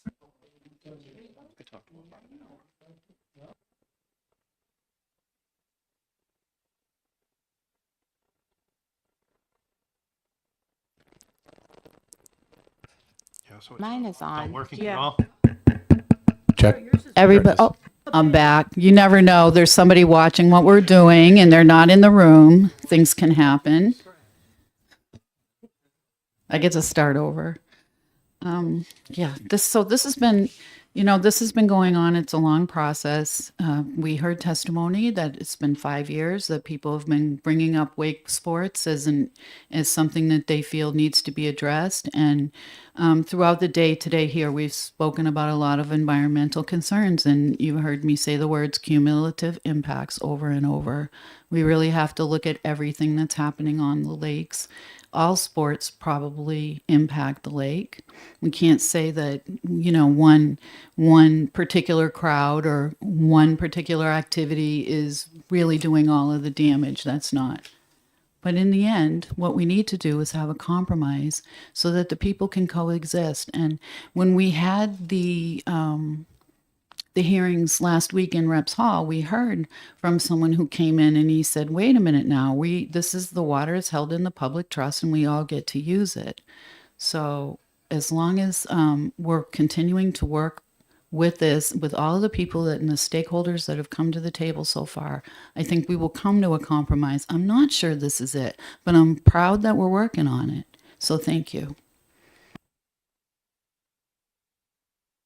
Thank you, Mr. Chair. I think the last statements of my fellow Representative Vale tells you why I'm going to vote against the amendment. I'm not sure this is the amendment that should be passed. I appreciate that it needed to be worked on some more. So that's number one. Number two, I am from a town which is only one of 2 towns in the entire state that has no standing body of water. So, yes, Plaistow, New Hampshire. So I'm sort of unbiased here because I can't get in trouble with any of my constituents because we don't have a standing body of water. But I listened to all the testimony. I listened about the wind. I listened about the ice, the lack of ice, the more ice. I listened to the speed of the wake boats. I don't have a boat, so I look, how fast do they go? We're not talking about the cigarette boats in Miami. It's a boat, I'm told, that doesn't go too fast. And so I listened to all this, and I think, yes, those of you that know me, I'm always the great compromiser, which is why I looked at the Senate bill, and I mentioned that before. I said, well, maybe the Senate bill's got something that we can play with, send back to the Senate, and compromise with the Senate. So for those reasons, I'm not opposed to doing something. This isn't the thing I think I can support. In the future, I might be able to support something else. So I'm going to vote against the amendment, although I might be, as Representative Darby says once in a while, in the minority. Thank you. Anyone else? Representative Darby. Thank you, Mr. Chair. So, I've already made my my intent about how important depth is known, so I won't repeat those arguments. I will say that the specific cases that we heard where people are being directly impacted, Winnipocket Lake, Babusick Lake, Arlington Pond, none of those are going to be saved by this bill. You can look at the depth maps. I've got them up on my screen right now. They're all less than 20 feet for the vast majority of the lake, and they all have, they're all more than about 1,000 feet wide. So we can vote for this bill, but we're still going to poison those ponds. Representative LaMontagne. Well, I do agree that it is a start, and there's no guarantee that the Senate bill is going to pass. So I think we should keep moving forward with this, and there's always opportunity to compromise or have a conference to produce a better bill. But as to those other ponds, let's hope that your bill has a chance of passing, because that's the only way some of those other ponds and small lakes might be able to protect themselves, since they clearly won't be protected by this restriction. And it is just a restriction, and it is restricting the wake sports activity. Wake boat is defined in the bill, but it is about the activity, not a particular boat that's being restricted. Anyone else? Representative McHugh for a second time. Thanks, and I'll just be really brief. I may agree with Representative Harb that some of the Senate bill aspects, or we may have to change just like small things like the effective date, because it happens to be in the middle of the summer, which could be problematic. So we may have to tweak that using the Senate bill, or maybe even ask the Senate to amend it further. But it's a good step. It's a good step forward. So, and anyways, thanks. Anyone else wish to speak on the issue? On the amendment? Will the clerk please call the roll? On the amendment of 1085 for House Bill 1390, ought to pass, Representative Harv. No. Representative Gould. No. Representative Horgan. No. Clerk votes no. Representative Healy. Yes. Representative Wolf. Yes. Representative McHugh. Yes. Representative Donnelly. No. Representative Dunn. No. Representative Vale. Yes. Representative Rung. Yes. Representative Kelly. Yes. Representative Simpson. Yes. Representative Baldwin. Yes. Representative Darby. No. Representative Hoyt. Yes. Representative Lamontagne. Yes. Representative Lovett. Yes. Representative Malloy. Yes. And the chair. No. Okay, that's 12-7. Motion passes. That's for the amendment. Aren't they 20? Oh, I got 12-8. oh, I'm sorry, 8. I'm sorry, 12-8. 12-8.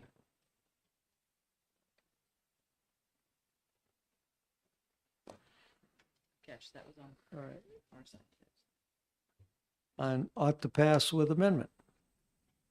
You wish to speak on, let's see who, Is the maker still Is- Representative Vale? Yep. Even though her motion was yes, withdrawn? you're making the ought to pass, correct? You wish to? No, you have to. Well, excuse me. Yeah. I have nothing further, Mr. Chair, on the motion. I think we've had a robust discussion thus far. Was it who seconded? Representative Lamontagne, you wish to speak on the ought to pass as amended? No, I just hope that we pass this. Anyone else wish to speak on the bill? I ought to pass as amended. Seeing no one, will the clerk please call the roll? Ought to pass as amended. 1390. Representative Harp. No. Representative Gould. No. Representative Horgan. No. Clerk votes no. Representative Healy. Yes. Representative Wolf. Yes. Representative McHugh. Yes. Representative Donnelly. No. Representative Dunn. No. Representative Vale. Yes. Representative Rung. Yes. Representative Kelly. Yes. Representative Simpson. Yes. Representative Baldwin. Yes. Representative Darby. Yes. Representative Hoyt. Yes. Representative Lamontagne. Yes. Representative Lovett. Yes. Representative Malloy. Yes. And the chair. No. So that is 17-7. Motion passes. 13. 13-7. Mr. Chair, for a point of order. Oh, Yes. shoot. I think on the last amendment, Mr. Wolf's amendment, it was mentioned it was 12-8. I don't think it was 12-8. Just for the record, I thought it was 13-7. Uh, 3. No, it No, wasn't. no, No, 'cause it was one- 12-8. Darby voted against. Darby Yeah. voted against. Thank Yeah, you. I did Thank it you for the right that time. clarification. Guess I'm getting tired here too. That's All right, fine. you'll write the majority 13. report? Okay. 13. Mr. Representative Harb, will you write the minority? Is there a minority report? Do we need it? Huh? I can write one. Yeah, well, I can't. All right. Be Well- happy to write a minority report. Mr. Chair, Yes. may I thank this committee for their fair, honest, and thinking for the people of the state of New Hampshire approach to this bill. It's been a pleasure to discuss it with you. Thank you. Okay, moving right on, we're on House Bill 1494. Chair recognizes Representative Kelly. Thank you, Mr. Chair. I move ought to pass on HB 1494, and I'd like to introduce an amendment. Do we have a second for Representative Kelly? Seconded by Representative Darby. And you have an amendment? What amendment are you I do. submitting? It is amendment number 2024-1038H. I distributed it before we started today, so you should all have it in front of you.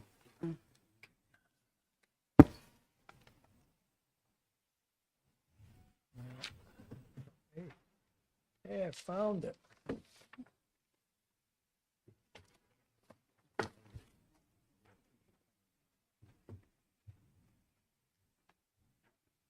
And then So I move to amend the bill. you move to amend you second, thank you, Representative Darby seconds. Wish to speak to the amendment.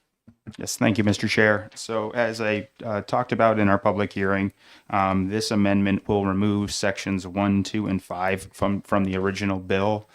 Those are the sections that we heard testimony against during the public hearing. So that what remains is section 3 and 4. This amendment also places the language from what was section 4 into both snowmobiles and OHRVs so that the language is continuous across both. And those are the two changes that the amendment does. Anyone wish to, Representative Darby, to speak on your second? I just want to second Representative Kelly's motion, comments and say that this addresses the the deficiencies of the original bill and really closes a couple of loopholes that have been found from what I understand from the OHRV committee. So I urge the committee to vote yes to adopt the amendment. Thank you. Representative Vale, speak on the motion, on the amendment. Thank you, Mr. Chair. The amendment addresses the concerns that were raised, and I will be voting in favor of the amendment. Thank you.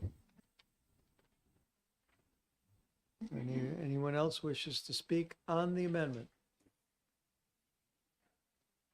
If not, on the amendment, will the clerk please call the roll?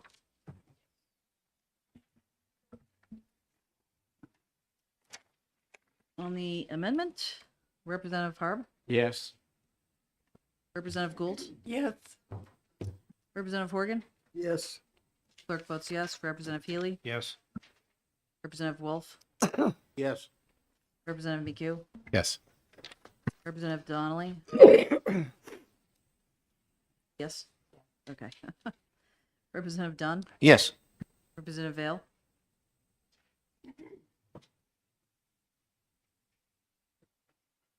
You can just say, no, She's say it. she's It's okay, I can joking. hear it. Joking. Oh, all Let's right. go like that. She votes yes. Votes yes? Representative Vale votes yes. Representative Rung, Yes. Representative Kelly, Yes. Representative Simpson, Yes. Representative Baldwin, Yes. Representative Darby, Yes. Representative Hoyt, Yes. Representative Lamontagne, Yes. Representative Lovett, Yes. Representative Malloy, Yes. and the Yes. chair. Yes. 20-0. Do you wish to speak on your bill as ought to pass as amended? Yeah, I'll let what I already said go as said. There's not much more to add. Thank you. Representative Darby? Nothing further. Thank you. I'm shocked. Who took the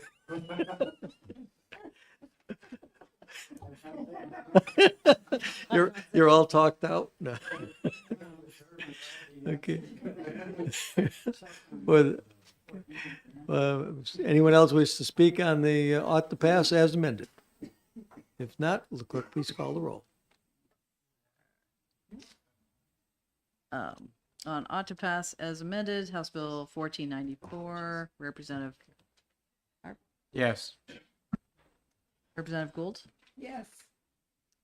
Representative Horgan, Yes. clerk votes yes. Representative Healy, Yes. Representative Wolf, Yes. Representative McHugh, Yes.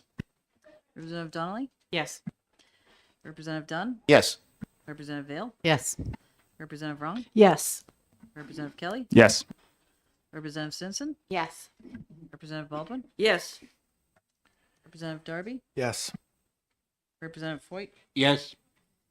Representative Lamontagne, Yes. Representative Lovett, Yes. Representative Malloy, Yes. and the chair. Yes. 20-0, motion passes. 0, motion passed. CC? Yep, okay. All right, so motion passed.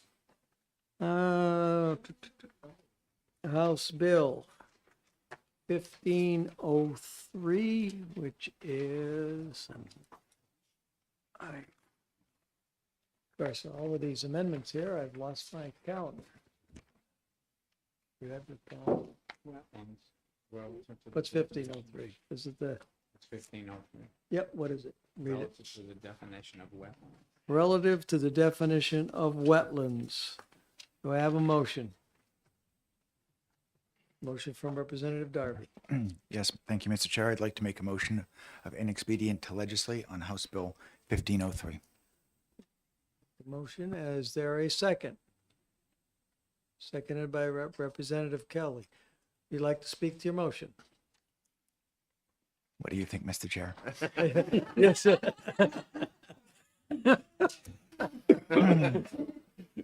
My apologies. My apologies for the humor. Go right. I love it. But thank you, Mr. Chair. As we heard in testimony, wetlands is a scientifically defined term, and New Hampshire shouldn't try to define the term itself as it does in this bill. In fact, wetlands is used. The definition is used nationwide, and there would be implications in terms of interacting with the federal statutes if we tried to redefine wetlands. Department of Environmental Services, it was very sympathetic to, recognizing that sometimes there needs to be exclusions to permitting for wetlands. In fact, we talked about one of those earlier today that I voted for. And they suggested the permitting should be based on the activities rather than redefining the terms. So for all of those reasons and others that I'm sure you don't want me to go into, I urge you to vote inexpedient to legislate on House Bill 1503. Thank you. Yeah. Who seconded? Kelly. Representative Kelly, you wish to speak on No, we'll do the speaking. Thank you. Representative Vale? Thank you, Mr. Chair. I just wanted to add to what Representative Darby said that, I don't think that this bill would have solved the problem that the sponsor was trying to address. And for that reason, I'll be voting in support of the ITL.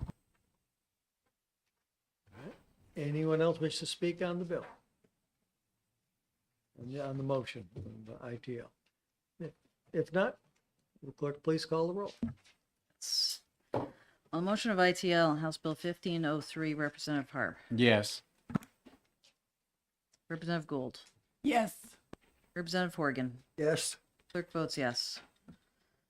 Representative Healy, Yes. Representative Wolf, Yes. Representative McHugh, Yes. Representative Donnelly, Yes. Representative Dunn, Yes. Representative Vale, Yes. Representative Rung, Yes. Representative Kelly, Yes. Representative Simpson, Yes. Representative Baldwin, Yes. Representative Darby, Yes. Representative Foyt, Yes. Representative Lamontagne, Yes. Representative Lovett, Yes. Representative Malloy, Yes. and the chair. Yes. 20-0, motion passes. Motion passes. ITL. Can we Moving move the on. consent calendar? Yeah, consent calendar. Consent calendar. And you will do the report. Moving on to House Bill 1542, relative to possession and presentation of safe voter education certificates. Chair recognizes Representative Healy. Make a For- motion of ought to pass on this. The motion of ought to pass, and there is an amendment.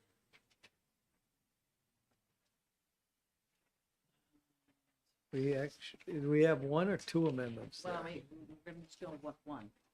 We go with one, or which one is the one? This one is 0745H. Sorry. I forgot that. 0745H. I think it was emailed to everyone. Do you want to have Bob speak first? Yeah, Bob, have you got a copy of this yet? Oh, it's coming down. Well, first of all, who wants to, just because you put in the bill, do you want to make a motion to the amendment? Did we have it? Is this, This is the one that we're going to deal with. yeah?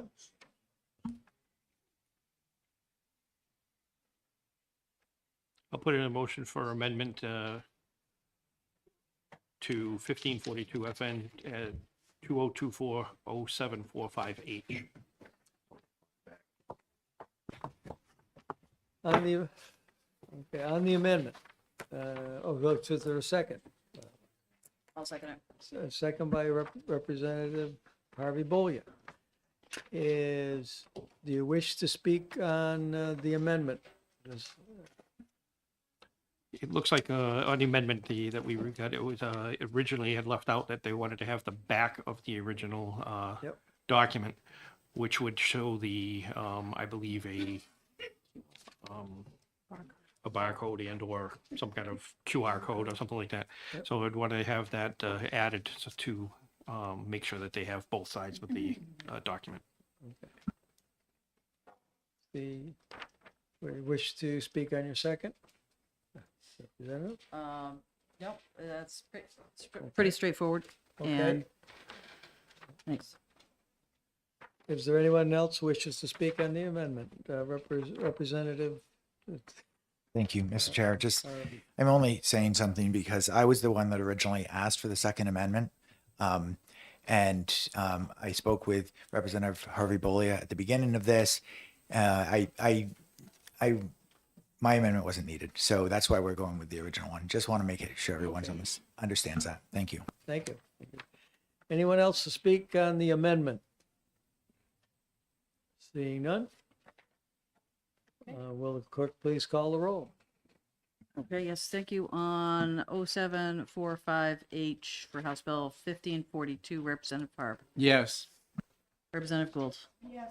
Representative Horgan. Yes. Votes yes. Representative Healy. Yes. Representative Wolf. Yes. Representative McGee. Yes. Representative Donnelly. Yes. Representative Dunn. Yes. Representative Vale. Representative Vale? Yes. Oh, thank you. Representative Rung. Yes. Representative Kelly. Yes. Representative Simpson. Yes. Representative Baldwin. Yes. Representative Darby. Yes. Representative Hoyt. Yes. Representative Lamontagne. Yes. Representative Lovett. Yes. And Representative Malloy. Yes. And the chair. Yes. 20-0, motion passes. Motion ought to pass as amended. Wish to speak on the motion? Yeah, this is just common sense. Most people are carrying their cell phones nowadays. I'm hoping someday maybe they even come up with an app. So it'll make it even easier for them because if they take a picture of it or have an app, that's what I have for my insurance cards now. I think this is just step forward. Anyone else wish to, to speak to your second? No, thank you. Okay, anyone else wish to speak on the ought to pass as amended? Seeing none, will the clerk please call the roll? Yes. On ought to pass as amended, Representative Harb. Yes. Representative Gould. Yes. Representative Horgan. Yes. Clerk votes yes. Representative Healy. Yes. Representative Wolf. Representative McGee. Yes. Representative Donnelly. Yes. Representative Dunn. Yes. Representative Vale. Yes. Representative Rung. Yes. Representative Kelly. Yes. Representative Simpson, Yes. Representative Baldwin, Yes. Representative Darby, Yes. Representative Hoyt, Yes. Representative Lamontagne, Representative Lovett, Yes. Representative Malloy, Yes. and the chair. Yes. 20-0, motion passes. Is 20-0, motion passes. Again, consent? Okay. And finally, Chair recognizes Representative Vale for House Bill 1562. Pardon? Yes. Representative. Wrong, Vale, excuse me. Thank you, Mr. Chair. It's not past, it's past my. I know. I move ITL Yep. on HB 1562. For a second. Second by Representative Vale. You wish to speak to your motion? Yes, thank you, Mr. Chair. I enjoyed a very long and successful career in my working days, although I would call some of these working days. And one of the reasons for that is I got great advice along the way. And I had a boss that once told me, Rosemary, you're really great at leading a parade, but look back once in a while to see if anyone's following. And obviously with this bill, I didn't have many people following. So I'd like to just, have the parade go off into the sunset, and we'll let this go and enjoy the rest of the beautiful day. I know a lot of windmills around that you can go. Wish this. Wait a minute, who? Yes, Mr. Chair. I feel she Yes. read my mind before she began to speak, except I didn't know the story. But thank you so much, Representative Rung. We did have a heated meeting down in Reps Hall, and there was so many interesting facts that came out. And not only were they interesting, they were terrifying. And I think there's a lot of work ahead before we can look at something like this. And I look forward to that happening. So thank you. Representative Darby? Thank you, Mr. Chair. This is the last time I'll speak today. I Are you, I don't know, I'll take a bet on that. I want to thank Representative Rung for bringing this bill forward, because while she might not have had many people behind her, that's true. The discussion that it caused pointed out some real deficiencies in statute regarding personal watercraft right now, and I hope that Representative Rung, and I'm happy to work with her to bring forward a different bill that doesn't try to change, doesn't try to restrict watercraft in general, but addresses some of the safety concerns we heard. So thanks again, Representative Rung. Anyone else? Seeing no one? Will the clerk please call the roll? Yeah. On ITL, Representative Harb, Yes. Representative Gold, Yes. Representative Horgan, Yes. clerk votes yes. Representative Healy, Yes. Representative Wolf, Yes. Representative McHugh, Yes. Representative Donnelly, Yes. Representative Dunn, Yes. Representative Vale, Yes. Representative Rung, Yes. Representative Kelly, Yes. Representative Simpson, Yes. Representative Baldwin, Yes. Representative Darby, Yes. Representative Hoyt, Yes. Representative Lamontagne, Yes. Representative Lovett, Yes. Representative Malloy, Yes. and for the final vote of the day, Representative Chair. Yes. Okay, motion passes. It's 20-0. And that could be the final vote of the season. Yeah. Consent. So, Oh, okay. I screwed up my numbering. okay, No, it's 20. It's all right. All right, now, okay, all of the blurbs. I'm supposed to ask for the blurbs by the end of the day. I'm not going to do that. They didn't say, well, they said the day it's hearing, but I think maybe like how about Sunday? Yeah. Okay. The blurbs for Sunday. I think make your life a little easier. What they gonna do, fire me?